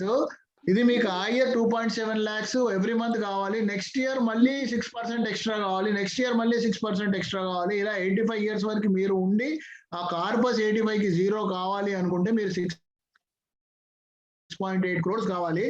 దీంట్లో ఈ 6.8 crores కావాలంటే మీరు 2% చొప్పున మీరు ఇన్వెస్ట్ చేస్తే, మన మార్కెట్ 15 ఇచ్చింది, కొన్ని మ్యూచువల్ ఫండ్స్ 18 ఇచ్చింది అన్నాం, మనం 15%, 12% తీసుకుంటున్నాము. As a financial planner I don't commit more than that and we try to deliver better. 22,000 age 30 వాళ్ళు ఇన్వెస్ట్ చేస్తే 6.8 crores అవుతుందండి. దాన్ని మీరు ఎలా కావాలంటే అలా యూజ్ చేసుకోవచ్చు. అదర్వైజ్ లంసమ్ ఉంటే 22 lakhs పెడితే సరిపోతుంది. So post retirement investment return 8% తీసుకున్నానండి. పోస్ట్ రిటైర్మెంట్ మీరు 100% ఈక్విటీలో ఉండలేరు. అసెట్ అలొకేషన్ చెప్పాను కదా, మీరు ఏజ్ పెరుగుతున్న కొద్దీ మీరు ఈక్విటీ ఎక్స్పోజర్ తగ్గియాలి, సేఫ్టీకి వచ్చేసేయాలి. ఇంకొకటి మీరు ల్యాండ్లు, ఈ రెంటల్ ప్రాపర్టీస్ ఇవన్నిటి నుంచి మీరు ఏజ్ పెరుగుతున్న కొద్దీ మీరు ఏం చేయాలంటే ఫిక్స్డ్ అసెట్స్ అంటారు వాటి నుంచి మీరు ఫైనాన్షియల్ అసెట్స్ రావాలి. అంటే bank FDs, small savings, pension plans, mutual fund schemes వీటిలోకి వచ్చేసేయాలి. మీరు రియల్ ఎస్టేట్ లో పెట్టి 100 kilometers దూరం ఉండి అది ఎవరు ఉన్నారు ఎవరు లేరు దాని కాపలా ఏంటి అవన్నీ కష్టం అండి. ఈ రోజు పిల్లలు యుఎస్ లో ఉండి ఇక్కడ ₹1 కోటి ప్రాపర్టీ ఉన్నా దాన్ని చూసుకోవడానికి అక్కడ వదులుకొని ఇక్కడ రాలేరు. సో కాబట్టి దయచేసి మీరు బాగున్నప్పుడే మీరు మీ ఫైనాన్షియల్ అసెట్స్ ఏజ్ పెరుగుతున్న కొద్దిగా ఫిక్స్డ్ అసెట్స్ ని ఫైనాన్షియల్ అసెట్స్ కి మార్చుకోండి. ఇంకో ఉదాహరణ అండి, ఇది ఏజ్ 40కి చూసుకుంటే మీకు 50,000 కావాలంటే 60కి 1,60,000. మీరు 30 ఉంటే ఎంత కావాలండి? 287. 40 ఉంటే ఎంత కావాలి? 160. అంటే తక్కువ కావాలి, రైట్? బట్ కార్పస్ మీకు 30 years ఉంటే ఎంత కావాలండి? 6.8 కోట్లు. మీకు 20 years ఉంది, 40 ఉన్నారు, 3.8 crores, తక్కువే కావాలి. బట్ ఎస్ఐపి వచ్చి మీకు ఇన్వెస్ట్మెంట్ పీరియడ్ 20 ఉంది కాబట్టి 41,000 కావాలండి. మీరు ఫస్ట్ కేసులో చూసుకుంటే 22,000 సరిపోయింది. మీకు 30 years ఉంది, కార్పస్ ఎక్కువ కావాలి, బట్ మీకు సిప్ రిక్వైర్మెంట్ తక్కువ ఉంది. తొందరగా స్టార్ట్ చేస్తే సిప్ రిక్వైర్మెంట్ తక్కువ ఉంటుంది. అదే మీరు 25 లో చేస్తే 10,000 పెడితే సరిపోతుందండి, 22,000 కూడా అవసరం లేదు. సో ఇది మీకు ప్రీ రిటైరీస్ కి, అంటే age somebody was at the age of 30, 35, 40, 45, 50, but somebody was already retired, where do invest? So మీకు జనరల్ గా ఏంటంటే కన్జర్వేటివ్ ఇన్వెస్ట్మెంట్ లో ఒక మీరు 85 వరకు మీరు ఒకవేళ ఉంటే, ఈ రోజు 60 అనుకోండి, 35 ఇయర్స్ కి మీకు 25 ఇయర్స్ కి మీకు కార్పస్ కావాలి అంటే మీరు కన్జర్వేటివ్ ఇన్వెస్ట్మెంట్ చేస్తే 1.7 crores కావాలండి, మోడరేట్ అయితే 1.25 crores కావాలండి, అగ్రెసివ్ అయితే 1.06 crores కావాలండి. అగ్రెసివ్ అంటే నా మీనింగ్ ఏంటంటే 80% ఈక్విటీలో పెడతాము, 9% రిటర్న్ ఎక్స్పెక్టెడ్ 9%. పోర్ట్ఫోలియో రిటర్న్ అంటారు, అంటే 80 షేర్లలో మ్యూచువల్ ఫండ్ లో పెడుతున్నాము, 20 మనము డిపాజిట్ లో పెడుతున్నాము. ఈ రెండిటి పోర్ట్ఫోలియో ఈ 1,06,00,000 యొక్క రిటర్న్ 9% పెరుగుతుంది. అలాంటప్పుడు మీకు 1,06% కావాలి. అదే కనుక మీరు మోడరేట్, నేను నాకు అంత ఎక్స్పోజర్ వద్దు, రిస్క్ నేను తీసుకోను అంటే, జనరల్ గా మోడరేట్ లో చాలా మంది ఉంటారు, మీకు 1.25 crore కావాలి. 1.25 crore ఉంటే 40% అంటే 50 లక్షలు ఈక్విటీలో పెడతారు, మిగతా 75 లక్షలు డెట్ లో పెడతారు, సేఫ్ లో పెడతారు. ఈ రెండిటి యొక్క కంబైన్డ్ రిటర్న్ 7.5% వస్తుంది. సో అదే మొత్తం నేను ఎఫ్డీలో పెడతాను, పోస్ట్ ఆఫీస్ లో పెడతానంటే మీకు 1,70,00,000 కావాలండి. మీ దగ్గర 1,70,00,000 ఉంటే ఈ రోజు రిటైర్ అయితే మీకు 50,000 పర్ మంత్ సరిపోతాయి అనుకుంటే ఖచ్చితంగా మీరు రిస్క్ ఎక్స్పోజర్ అవసరం లేదండి, సేఫ్ లో పెట్టుకోవచ్చు.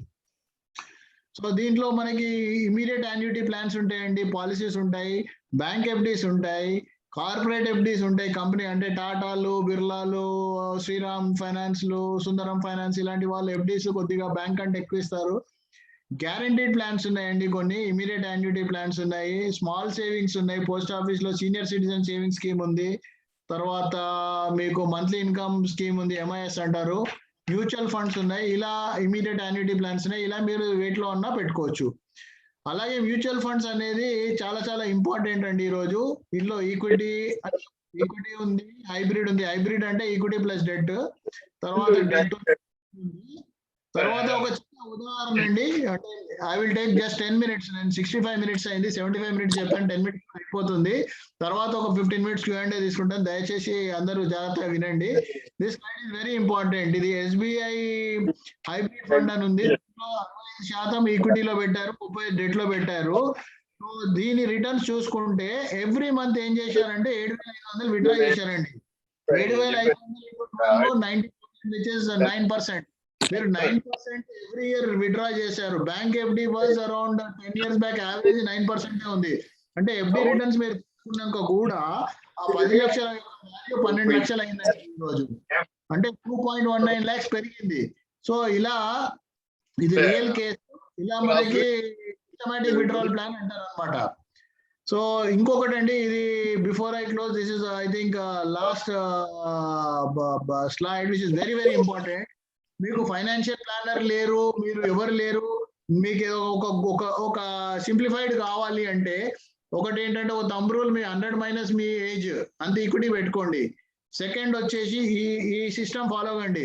దీంట్లో 10% గివ్ అన్నాము. గివ్ అంటే ఏంటంటే చారిటీకి ఇవ్వండి, లేని వాళ్ళకి ఇవ్వండి. మనము చాలా మంది ఏం చేస్తారంటే, నేను రిటైర్ అయిన తర్వాత నా ఫ్యామిలీ గురించి కార్పస్ పెట్టిన తర్వాత నేను చారిటీ చేస్తానంటారు. చెయ్యాలని అందరికి ఉంటుంది, మానవ జన్మ ఎత్తినందుకు మనం as this thing gratitude we wanted to give back to society.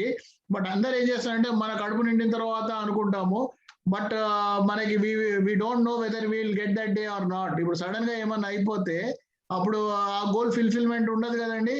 So మనంతా పాస్ట్ కర్మాస్ తో మనం ఇక్కడికి వచ్చాము, దానికి మనం ఏం చేయలేము. బట్ ఫ్యూచర్ లో మనము మన కర్మాన్ని రెడ్యూస్ చేసుకోవడానికి ఒక చారిటీ అనేది ఒక మంచి మార్గంగా నేను భావిస్తాను.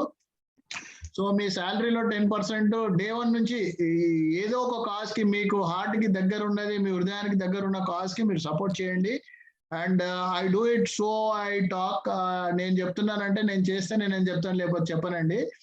ప్లే 10%, మీ ఎంటర్టైన్మెంట్ కి 10% పెట్టుకోండి. మీ ఉదాహరణకు మీరు నెలకు 1,00,000, సంవత్సరానికి 12 లక్షలు వస్తుంది అనుకోండి, 1.2 lakhs, నెలకు 10,000 చారిటీ చేయండి, నెలకు 10,000 ప్లేలో పెట్టండి. ప్లే అంటే ఏంటంటే, మీరు ఎంటర్టైన్మెంట్ అనుకోండి, సినిమా అనుకోండి, హోటల్స్ అనుకోండి, లేకపోతే నెలకు 10,000 ఖర్చు పెడతారా చూసుకోండి, లేకుంటే నెలకు 2,000 పెట్టి సంవత్సరానికి ఒకసారి ₹1,00,000 వస్తే ఒక వెకేషన్కి వెళ్తారా, 3 సంవత్సరాలకు ఒకసారి 3 లక్షలు పెట్టి ఫారెన్ వెకేషన్కి వెళ్తారా, అది ఎలా అనేది ఇంకా మీరు చూసుకోండి.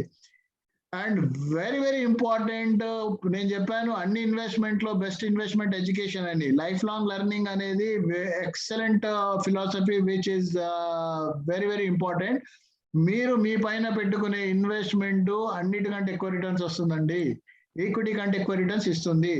So you have to invest on yourself. Invest 10% of your this thing. Suppose you are drawing 12 lakhs income, invest 1.2 lakhs, go to the best trainer, go to the best coaching center, upgrade yourself. That will make you to earn 15 lakhs next year. ఇప్పుడు 2 టమాటాలు ఉన్నాయి sir. ఇప్పుడు ఒకటి suppose ₹50 kilo, ఒకటి ₹30 kilo. ₹30 బాగాలేవు, అస్సలు బాగాలేవు. ₹50 బాగున్నారు. మీరు ఏవి కొంటారు సార్? బాగాలేని కొంటారా, బాగున్నాయి కొంటారా? 50 అయినా పెట్టి బాగున్నాయి కొంటారు కదా. అలాగే మనము పుచ్చిపోయిన టమాటో వర్సెస్ గుడ్ టమాటో చూసుకుంటే, మన నాలెడ్జ్ లేకుంటే నాలెడ్జ్ ఉంటే అని కంపేర్ చేసుకుంటే డెఫినెట్ గా సరుకున్న వాళ్ళకి ఎక్కువ పేమెంట్ చేసి తీసుకుంటారండి. So investing on our self is a very very important point. Please do it. Books కొనండి, చదువుకోండి, అండ్ సెమినార్స్ అటెండ్ చేయండి, బెస్ట్ కోచెస్ దగ్గరికి వెళ్ళండి, ట్రైనింగ్ తీసుకోండి, కొత్త కోర్సెస్ నేర్చుకోండి, కొత్త స్కిల్స్ నేర్చుకోండి. This is very very important. Long term savings అంటే పిల్లల ఎడ్యుకేషన్ కి, మ్యారేజ్ కి, వీటికి ఒక 10%, అంటే మీరు జాబ్ జాయిన్ కాగానే ఒక 10% పెట్టేస్తే సరిపోతుంది. అది లేదంటే అది 15 చేసుకోవచ్చు, నెసెసిటీస్ ఒక 5 కట్ చేసుకోవచ్చు. ఫైనాన్షియల్ ఫ్రీడమ్ అనేది ఇంకొక కాన్సెప్ట్ ఏంటంటే, ఎప్పుడైతే మీ మంత్లీ ఇన్కమ్ మీ ఇన్వెస్ట్మెంట్ రిటర్న్స్ కంటే తగ్గిపోతుందో, అంటే I mean you are earning 1 lakh per month through salary, and మీ ఇన్వెస్ట్మెంట్స్ ఒక ₹1,00,000 పెడితే నెలకు 1,00,000 వస్తుంది అనుకోండి. That's when you have reach financial freedom. You need not work. మీరు 1,00,000 సరిపోతుంది మీకు. ఈ 1,00,000 అనేది మీరు పనిచేసి వస్తుంది. ఇంకో 1,00,000 అనేది ₹1,00,000 ఆల్రెడీ మీరు ఇన్వెస్ట్ చేశారు. ఈ 10% ₹1,00,000 అయింది. ఆ ₹1,00,000 ఇన్వెస్ట్ చేస్తే నాకు 1,00,000 వస్తుంది ప్రతి నెల. That's where I have reach my financial freedom. So that is equity. And 50% మీ నెసెసిటీ కనుకోండి, మీ ఫ్లాట్ రెంట్ కనుకోండి, మెయింటెనెన్స్ అనుకోండి, ఆర్ గ్రాసరీస్ కనుకోండి, మెయిడ్ కనుకోండి, ఇంటర్నెట్ కనుకోండి, రోటీ కపడా మకాన్ or internet. So for all these things you can consume your 50%. So one quote before I close, the best time to plant a tree was 20 years ago. మనకి ఈ రోజు మామిడి పండ్లు రావట్లేదు ఇంట్లో అంటే మన ఇంట్లో మామిడి చెట్లు 20 ఏళ్ల కింద వేయలేదు ఉదాహరణకి. సో అలాంటప్పుడు ఏంటి, నెక్స్ట్ ఏం చేయాలి, మనం ఈ రోజు ప్లాంట్ చేస్తే అట్లీస్ట్ మన పిల్లలకి నెక్స్ట్ 20 years తర్వాత మామిడి పండ్లు వస్తాయి కదా. So the best time to plant a tree was 20 years ago. The second best time is now.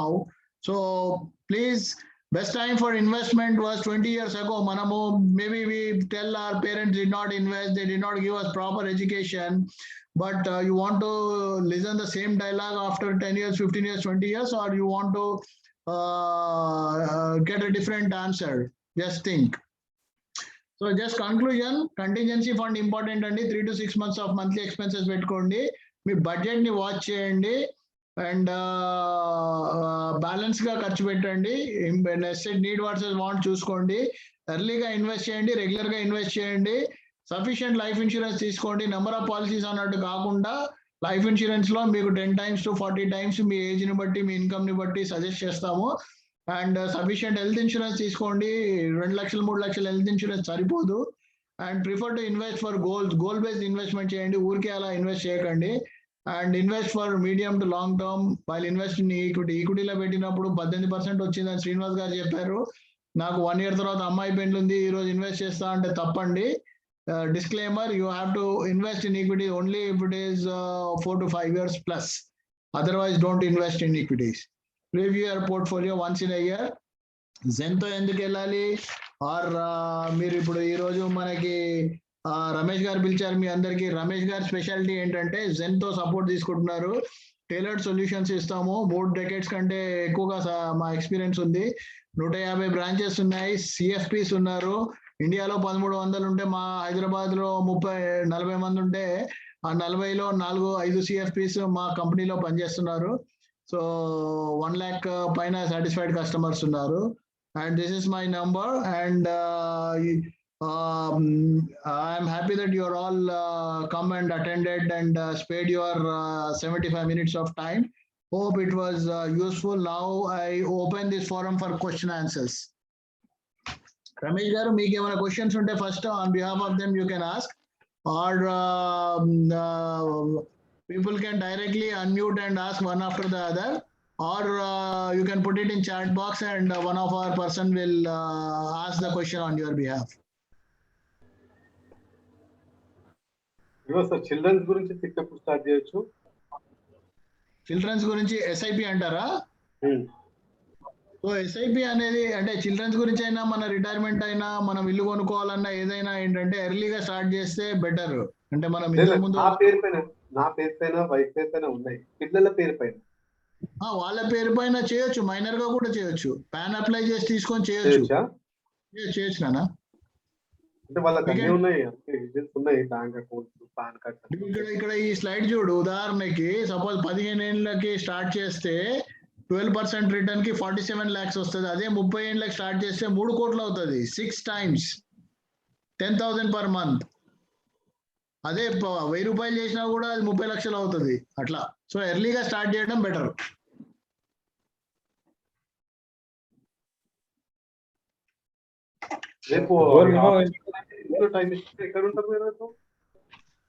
More than 10 years ఉండేటట్టుంటే బాగుంటుందండి సార్. సార్ వినవడలేదు సార్, మళ్ళీ అడుగుతారా? ఆర్జేబిఎన్ గారు మాట్లాడండి మిమ్మల్ని. హలో సార్, రాజీనగర్ అండి, రాజీనగర్ తోలుస్తుంది సార్ చెప్పండి. మోర్ దెన్ 10 years ఉంటే బాగుంటది అంటున్నాడు ఆయన. అదే 5+ years ఉంటే ఈక్విటీలో పెట్టొచ్చండి, అండ్ లెస్ దెన్ 5 years కూడా 3 years ఉంటే బ్యాలెన్స్డ్ అడ్వాంటేజ్ అని కన్జర్వేటివ్ ఫండ్ ఉంది, అది సజెస్ట్ చేస్తున్నాము. బట్ లెస్ దెన్ 3 years అయితే అసలు ఏ ప్రోడక్ట్ కూడా equity related hybrid fund, balanced advantage fund ఏది కూడా మేము సజెస్ట్ చేయమండి.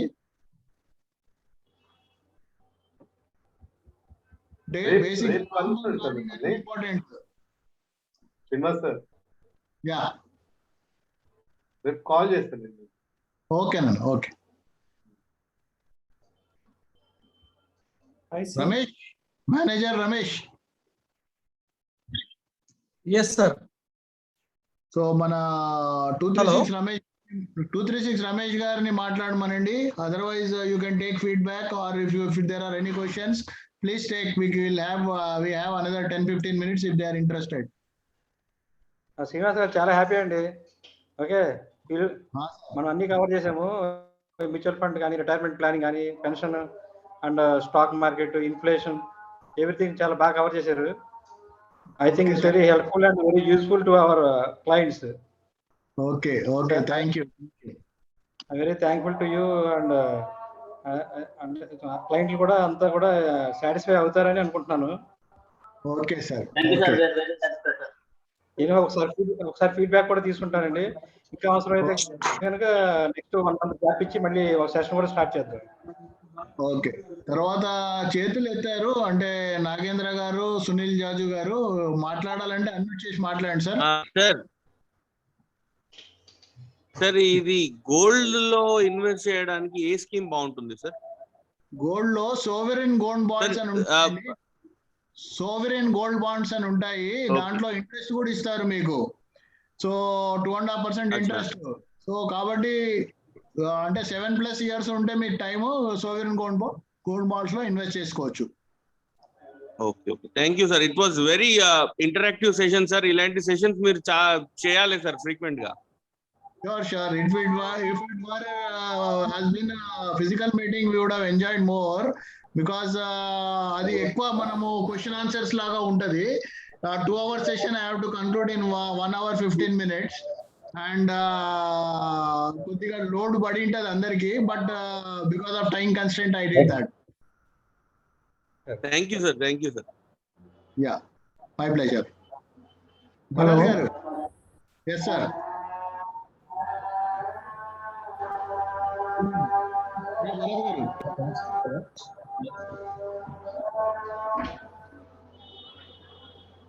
మాట్లాడండి, అన్మ్యూట్ చేసి. You can unmute. యా చెప్పండి, వినబడుతుంది.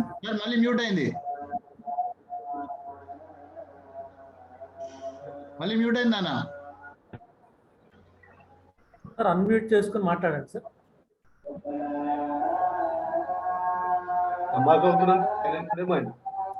మరి ఏమైనా ప్రాబ్లం ఉంటే చాట్ లో పెట్టినానా? సార్ మ్యూట్ లో యాక్చువల్గా మీరు అన్మ్యూట్ కావట్లేదు, ప్రాబ్లం ఉంటే మీరు చాట్ లో పెట్టండి. సార్ యాక్చువల్లీ సురేష్ గారు ఒక క్వశ్చన్ అడిగారు సార్. చెప్పండి. What would be the premium for 1 crore term insurance for 33 years old person with accidental rider? Okay, అది టర్మ్ అంటే టర్మ్ ఎక్కువ ఉంటే ప్రీమియం పెరుగుతుందండి సురేష్ గారు. ఇప్పుడు 60 ఏళ్ళు తీసుకుంటే ఒక ప్రీమియం ఉంటుంది, మీరు ఇన్సూరెన్స్ 70 వరకు కావాలంటే ఒక ప్రీమియం ఉంటుంది, 85 వరకు కావాలంటే ఒకటి ఉంటుంది, హోల్ లైఫ్ పాలసీ అంటే ఒకటి ఉంటుంది. కాబట్టి మీ టర్మ్ని బట్టి మనం ప్రీమియం చెప్పగలుగుతాము. మీరు ఐ థింక్ మా మేనేజర్ రమేష్ ఉన్నాడు. Ramesh, you can give your phone number in chat box so that anyone who have any insurance related query, they'll call back you. అంటే అది క్యాల్కులేషన్ చూసి చెప్పాలండి. మీరు కాన్సెప్ట్ అయితే నేను చెప్తాను, but calculation part they help you. Okay sir. Venkateswara Rao గారు ఇంకో క్వశ్చన్ అడిగారు సార్. చెప్పండి. Clearing home loan is best within 10 years or continuing till end 30 years? ఇప్పుడు హోమ్ లోన్ కి ఒక ఇంట్రెస్ట్ రేట్ ఉంటుందండి. రెండు బెనిఫిట్ రెండు ఉన్నాయి అక్కడ. ఒకటి ఏంటంటే టాక్సేషన్ యాంగిల్ ఉంది, ఇంకొకటి ఏంటంటే మీకు బర్డెన్ యాంగిల్ ఉంది. సో మీరు టాక్సేషన్ యాంగిల్లో ఏంటంటే మీకు 30,000 ఈఎంఐ ఉందనుకోండి, 50,000 ఈఎంఐ ఉందనుకోండి. ఆ 50,000 ఫస్ట్ పాయింట్ ఏంటంటే మీ ఈఎంఐ అనేది టోటల్ ఇన్కమ్ లో ఎంత portion. If it is very high, it shouldn't be more than 25-30% of your monthly income. మీరు 1,00,000 రూపాయలు వస్తే 60,000 70,000 మీరు ఈఎంఐ కడితే మీరు ప్రతి రూపాయి మీరు ఆలోచించి ఖర్చు పెట్టాల్సి వస్తుంది, and you will not enjoy your life. So అలాంటప్పుడు మీరు ముందు కొద్ది కట్టేసి మీరు 30% 35% తెచ్చేసుకుంటే then you can continue that loan for long term, provided your investment return is more than your loan interest. మీ లోన్ ఇంట్రెస్ట్ ఒక 6%, 6.5 ఉందండి. ఇప్పుడు మీరు సపోజ్ మ్యూచువల్ ఫండ్ లో పెడితే 12 వస్తుంది అనుకోండి, మీరు లోన్ ఎందుకు కట్టాలి? కట్టే అవసరం లేదు, మీ ట్యాక్స్ వస్తుంది, అది వస్తుంది. బట్ మీ క్యాష్ లో ఇబ్బంది అవుతే మాత్రము ఖచ్చితంగా మీరు నెలకి 1,00,000 సంపాదిస్తుంటే 60,000 ఈఎంఐ కడుతున్నారు అంటే మీరు దాన్ని 35-40 వేలకు తెచ్చుకోవడం వెరీ వెరీ ఇంపార్టెంట్. దానికి తగ్గట్టు మీరు టాప్అప్ కట్టేస్తే సరిపోద్ది. పేమెంట్స్ వచ్చినప్పుడు మీరు ప్రీ క్లోజర్ చేసుకుంటే కొద్దిగా అమౌంట్ కడితే సరిపోద్ది. అండ్ ఖచ్చితంగా 10 years లో క్లియర్ చేసుకుంటే మంచిదే అండి. మీరు వేరే గోల్స్ కి మీకు అమౌంట్ మీకు సరిపోయింది, ఫుల్ఫిల్ అవుతుంది అనుకోండి, దెన్ మిగతా అమౌంట్ అంతా లోన్ క్లియర్ చేసేసుకుంటే మీరు డెట్ ఫ్రీ అయిపోతారు. అండ్ ఇంకొకటి, లోన్ అమౌంట్ కి 1% ఎస్ఐపి వేసుకుంటే మీరు కట్టే ఇంట్రెస్ట్ మొత్తము ఫ్రీ అవుతుందండి. లోన్ తీసుకున్న రోజు ఒక 30 సంవత్సరాలు 20 సంవత్సరాలు లోన్ తీసుకుంటున్నారు, 20 లక్షలు అనుకోండి. 1% అంటే 20 లక్షల్లో 1% ఎంత అవుతుంది? 20,000 ఎస్ఐపి వేసుకుంటే యాక్చువల్లీ 1% కాదు, 0.1%. 2,000 ఎస్ఐపి వేసుకుంటే ఆ 2,000 ఈ 20 years లో పెరిగి మనకి ఏదైతే కార్పస్ బిల్డ్ అవుతుందో మీరు ఇక్కడ హోమ్ లోన్ కంటే ఇంట్రెస్ట్ మొత్తం రికవర్ అయిపోతుంది, ఇంట్రెస్ట్ ఫ్రీ ఈఎంఐ అవుతుంది. మీరు 20,000 లోన్ కడుతున్నారు, ఈఎంఐ కడుతున్నారు కదా, అంటే 20 లక్షలకి 20,000 అనుకుంటే ఇంకొక 2,000 ఎస్ఐపి వేసుకుంటే ఈ హోమ్ లోన్ ఇంట్రెస్ట్ అంతా రికవర్ అవుతుంది. Okay sir, one more question sir. Yeah. I have 30 lakhs health insurance with critical illness. My age is 35. Okay. Shall I increase it to 20 lakhs? My mom and father also will get coverage in 30 lakhs. అంటే critical illness కంటే ముఖ్యము first ప్రైమరీగా మీకు term plan ఉండాలండి. మీ annual income లో మీ 35 కాబట్టి at least 25 times, అంటే మీరు ఒక 12 lakhs యాన్యువల్ ఇన్కమ్ ఉంటే 12 lakhs ఇంటూ 25 వేసుకున్నా కూడా 3 కోట్లు టర్మ్ ప్లాన్ ఉండాలి. అది అన్నిటికంటే ప్రైమరీ ఇంపార్టెంట్. దాంతో పాటు 1 or 2 crores యాక్సిడెంటల్ ఇన్సూరెన్స్ 1 కోటి రూపాయలు ఉండాలి. క్రిటికల్ ఇల్నెస్ రేర్ ఛాన్సెస్ కాబట్టి ఒక 50 లక్షలు పెట్టుకుంటే సరిపోద్ది. అండ్ హెల్త్ ఇన్సూరెన్స్ అనేది ఒక 10 lakhs బేస్ పాలసీ ఉండి ఒక 90 lakhs టాప్అప్ తీసుకుంటే ఇది ఐడియల్లీ మీ ఏజ్ కి ప్రాపర్ గా ఉంటుంది.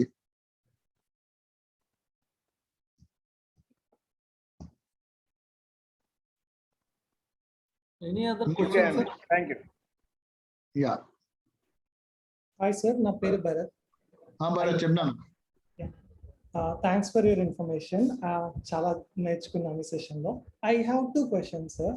First Yeah. క్వశ్చన్, మీ ఇందాక అన్నారు 1 lakh కంటే అబోవ్ వచ్చినప్పుడు లైక్ ఈక్విటీ నుంచి మనకి ప్రాఫిట్, సో మనం ఏ ట్యాక్స్ స్లాబ్ లో పడితే ఆ tax slab in taxation pay చేయాలా ఆర్ ఓన్లీ 10% పే చేయాలా? 10% నానా. 1 lakh వస్తే 0. సపోజ్ 2 లక్షలు అంటే ఫస్ట్ 1 lakh కి 0, సెకండ్ 1 lakh కి 10%, 10,000 అంతే. సో దానికి మన ట్యాక్స్ స్లాబ్ కి ఎటువంటి సంబంధం లేదంటారా? మనం 30% ఈక్విటీలో లేదు. షార్ట్ టర్మ్, లాంగ్ టర్మ్ ఉంటుంది. లాంగ్ టర్మ్ నేను చెప్పినది, లాంగ్ టర్మ్ అంటే 1 year, లెస్ దెన్ 1 year అయితే 15% పడుతుంది. మీ ట్యాక్స్ స్లాబ్ ఎంత ఉన్నా పర్లేదు, 15% దీనికి. Okay sir, thank you sir. నా సెకండ్ క్వశ్చన్, జనరల్గా నాకు ఈ డౌట్ ఉంటుంది. సో ఇందాక మీరు రెంటల్ ఇన్కమ్ వచ్చేటప్పుడు లైక్ కోవిడ్ లాంటి సిచ్యువేషన్ వచ్చినప్పుడు జనరల్గా అన్ని ఖాళీ అయిపోయి ఓనర్స్ లాస్ లోకి వెళ్ళారు. But this is once in 100 years kind of situation.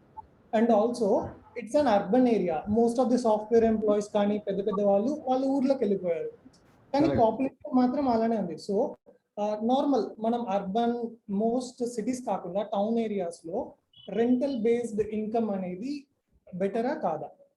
Like ₹1 కోటి పెట్టి ఒక ఇల్లు కొనుక్కునే దానికన్నా ఒక 10 lakhs పెట్టి ఒక మంత్లీ 10,000 మనకి రెంటల్ వచ్చేది బెటరే కదా? అయితే నో అండి, నేను చెప్పాను కదా, డైవర్సిఫికేషన్ అనేది చాలా ఇంపార్టెంట్ నాన్న. అంటే నీకు పెన్షన్ గా నీకు ఒక 20,000 రావాలంటే రెంట్ లో 10,000 రావాలి, మిగతా 10,000 వేరే సోర్సెస్ కి వెళ్ళి రావాలి.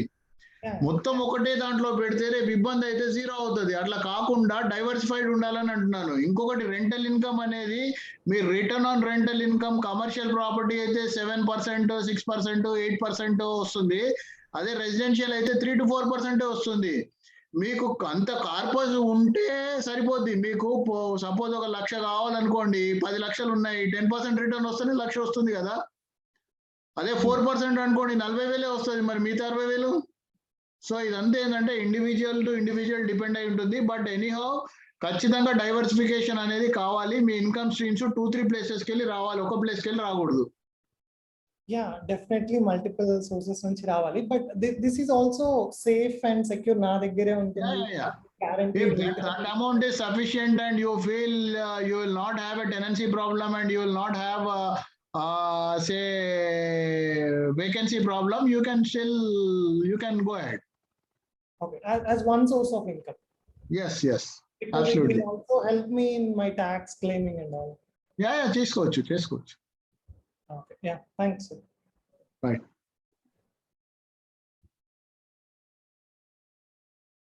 Any more questions?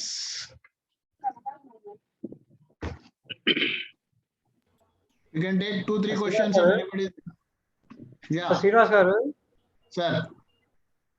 ఇప్పుడు బాబు అది ఆయన రిటైర్మెంట్, ఆయన ఓన్లీ రెంటల్ ఇన్కమ్ మీద అడిగారు కాబట్టి రీసెంట్ గా నాకు జరిగిన ఇన్సిడెంట్ చెప్తాను మీకు. Okay.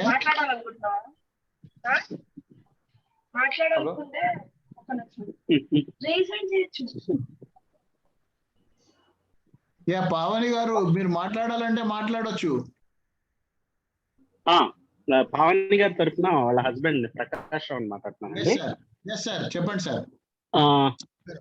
యాక్చువల్లీ నా యాన్యువల్ ఇన్కమ్ వచ్చి ఇప్పుడు కరెంట్లీ 1,05,000, 1,50,000 ఉంది.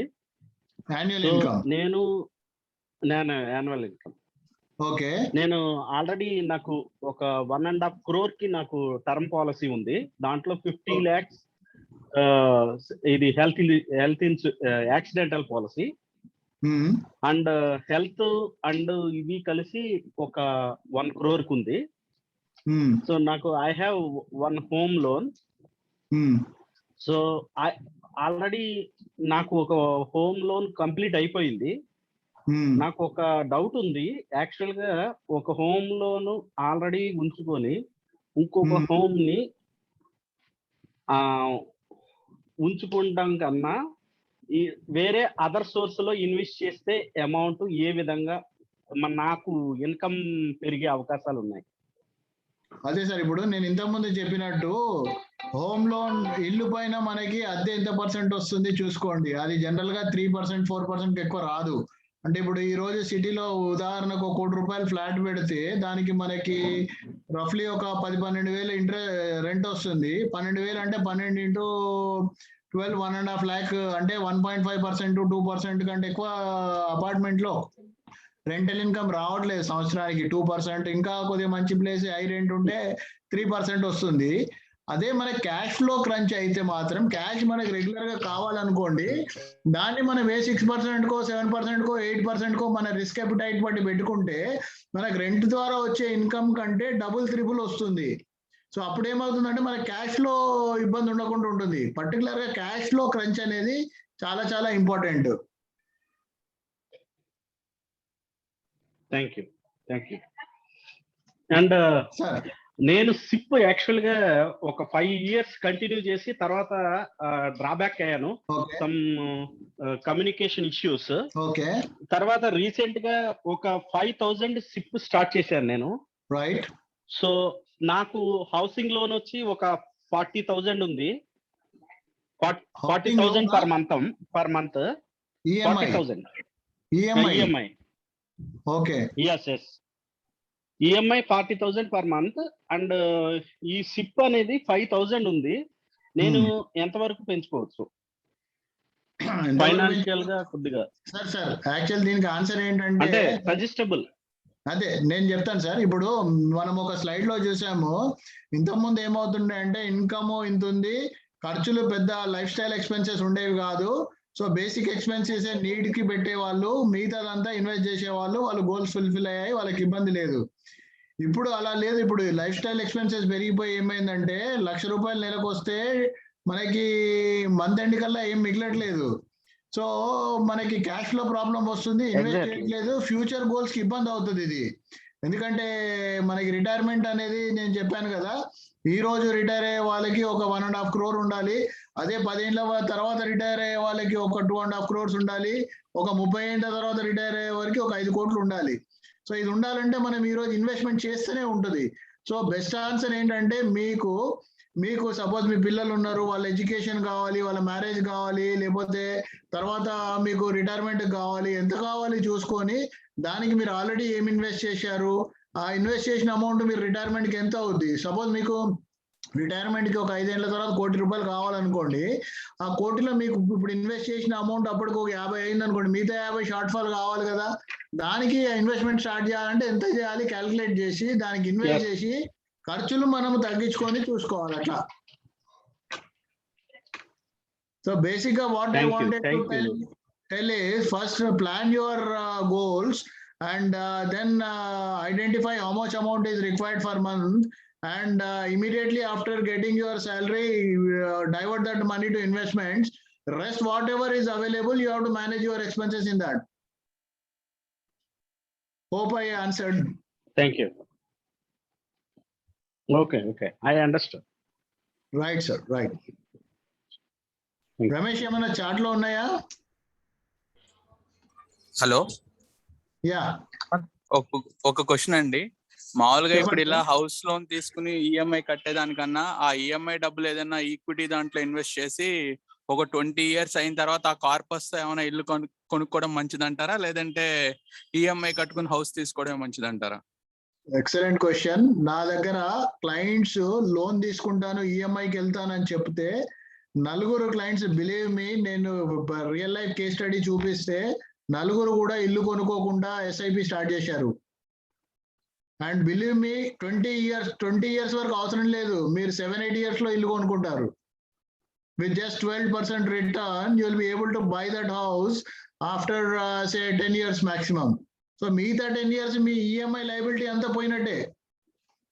ఉదాహరణకి మీరు ఒక ₹1 కోటి ఇల్లు కొనుక్కుంటున్నారు, ఒక 30 లక్షలు లంసం పెడతా మీ ఇన్వెస్ట్మెంట్ చేస్తున్నారు, 70 లక్షలు లోన్ తీసుకుంటున్నారు అనుకోండి, 70,000 ఈఎంఐ కట్టాలి కదా. సో ఆ 30 లక్షలు మీరు లంసంలో ఇన్వెస్ట్ చేసి ఆ 70,000 ఎస్ఐపిలో ఇన్వెస్ట్ చేయండి. 10 years లో మీకు సేమ్ హౌస్ ₹1 కోటి రేపు 2 కోట్లు అయినా కూడా మీరు 10 years కొనుక్కుంటారు. Okay sir. It happened in 7 years with one of my client. 7 years లో జరిగింది ఇది. ఓకే, నాకు ఇదే డౌట్ ఉండింది సార్. జనరల్ గా హౌస్ లోన్ ట్యాక్స్ ఎగ్జామ్షన్ వస్తుందని మామూలుగా హౌస్ పర్చేస్ చేస్తూ ఉంటారు కదా, అది బెటర్ ఆప్షనా లేదంటే ట్యాక్స్ పే చేసేసి ఇట్లా ఈక్విటీ దాంట్లో ఇన్వెస్ట్ చేసుకుని తర్వాత వచ్చే కార్పస్ తో కొనుక్కోవడం బెస్ట్ అని ఒక డౌట్ ఉండింది, అందుకే అడిగాను. ఇప్పుడు యాక్చువల్లీ ఇంకొక కేసు చెప్తాను మీకు. ఆల్రెడీ అన్ని గోల్స్ కి మీకు సిప్పులు ఉన్నాయి, ఇన్వెస్ట్మెంట్లు ఉన్నాయి, మీకు ఇంకేం ప్రాబ్లం లేదు. ఇప్పుడు ఈఎంఐ కూడా డబ్బులు ఉన్నాయి అనుకోండి, ఈ రోజే కొనుక్కోండి, హ్యాపీగా సొంత ఇంట్లో ఉంటారు.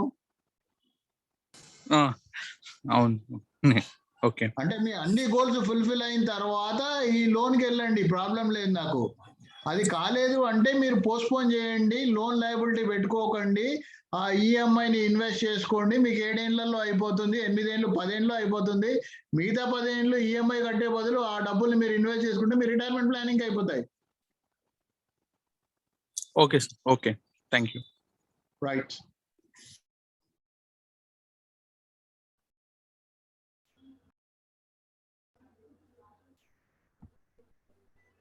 సో ఐ థింక్ అన్ని క్వశ్చన్స్ అంటే దాదాపుగా కవర్ అయినట్టున్నాయి.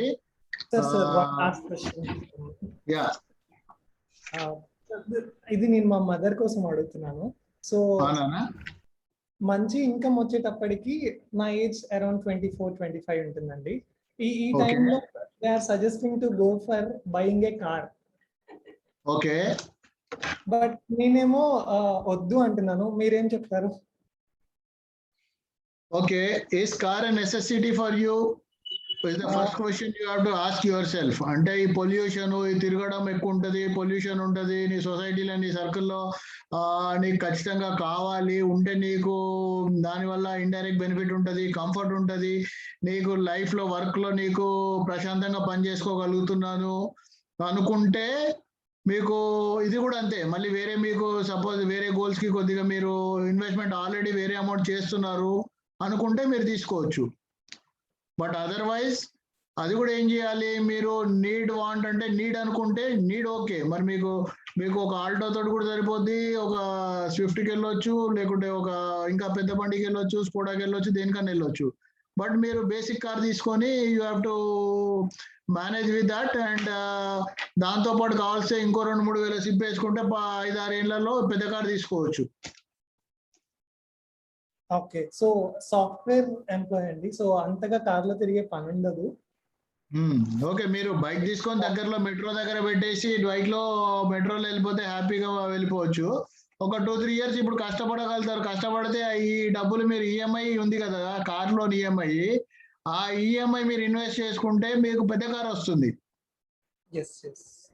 సపోజ్ ఒక 5 ఇయర్స్ తర్వాత ఈ రోజు ఆల్టో తీసుకునే బదులు అప్పుడు మీరు స్విఫ్ట్ కానీ ఇంకా పెద్ద కార్ కానీ తీసుకోవచ్చు. But you have to assume that you have taken loan and you have to put it into investment. Let money work for you. మీరు కష్టపడి పని చేస్తున్నప్పుడు మీ డబ్బులు కూడా కష్టపడి చేయండి. Okay, thank you so much.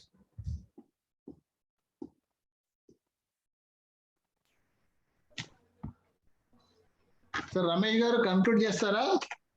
Srinivas గారు 2 పాయింట్లు చెప్పొద్దాం అనుకున్నాను. చెప్పండి మీరు చెప్పండి.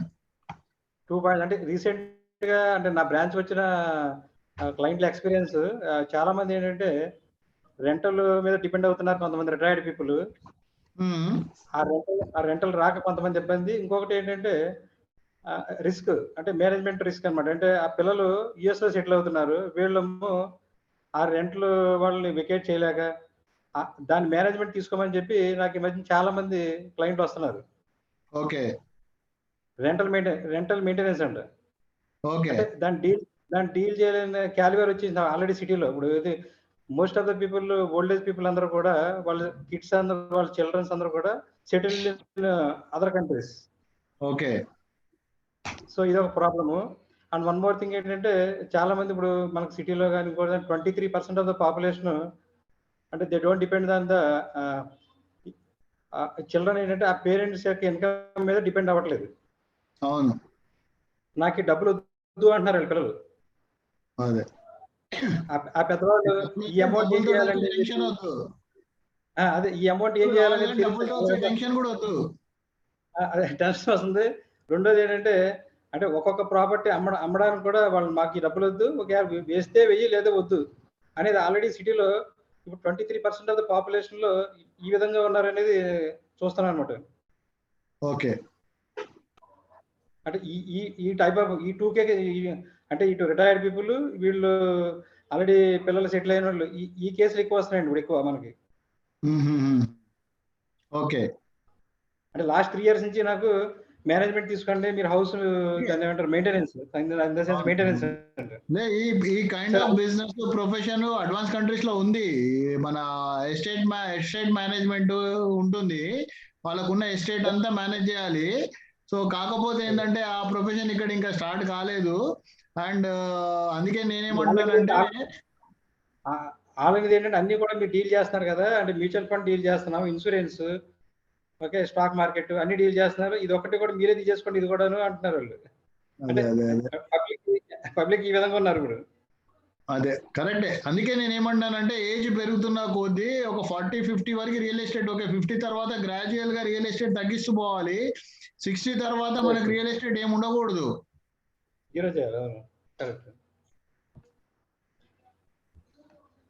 Okay sir, nice meeting you.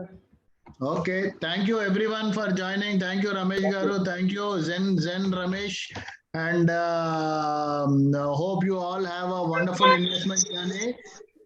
All the very best, and any help required or any assistance or any consultation, any suggestion, you can just call me on this number.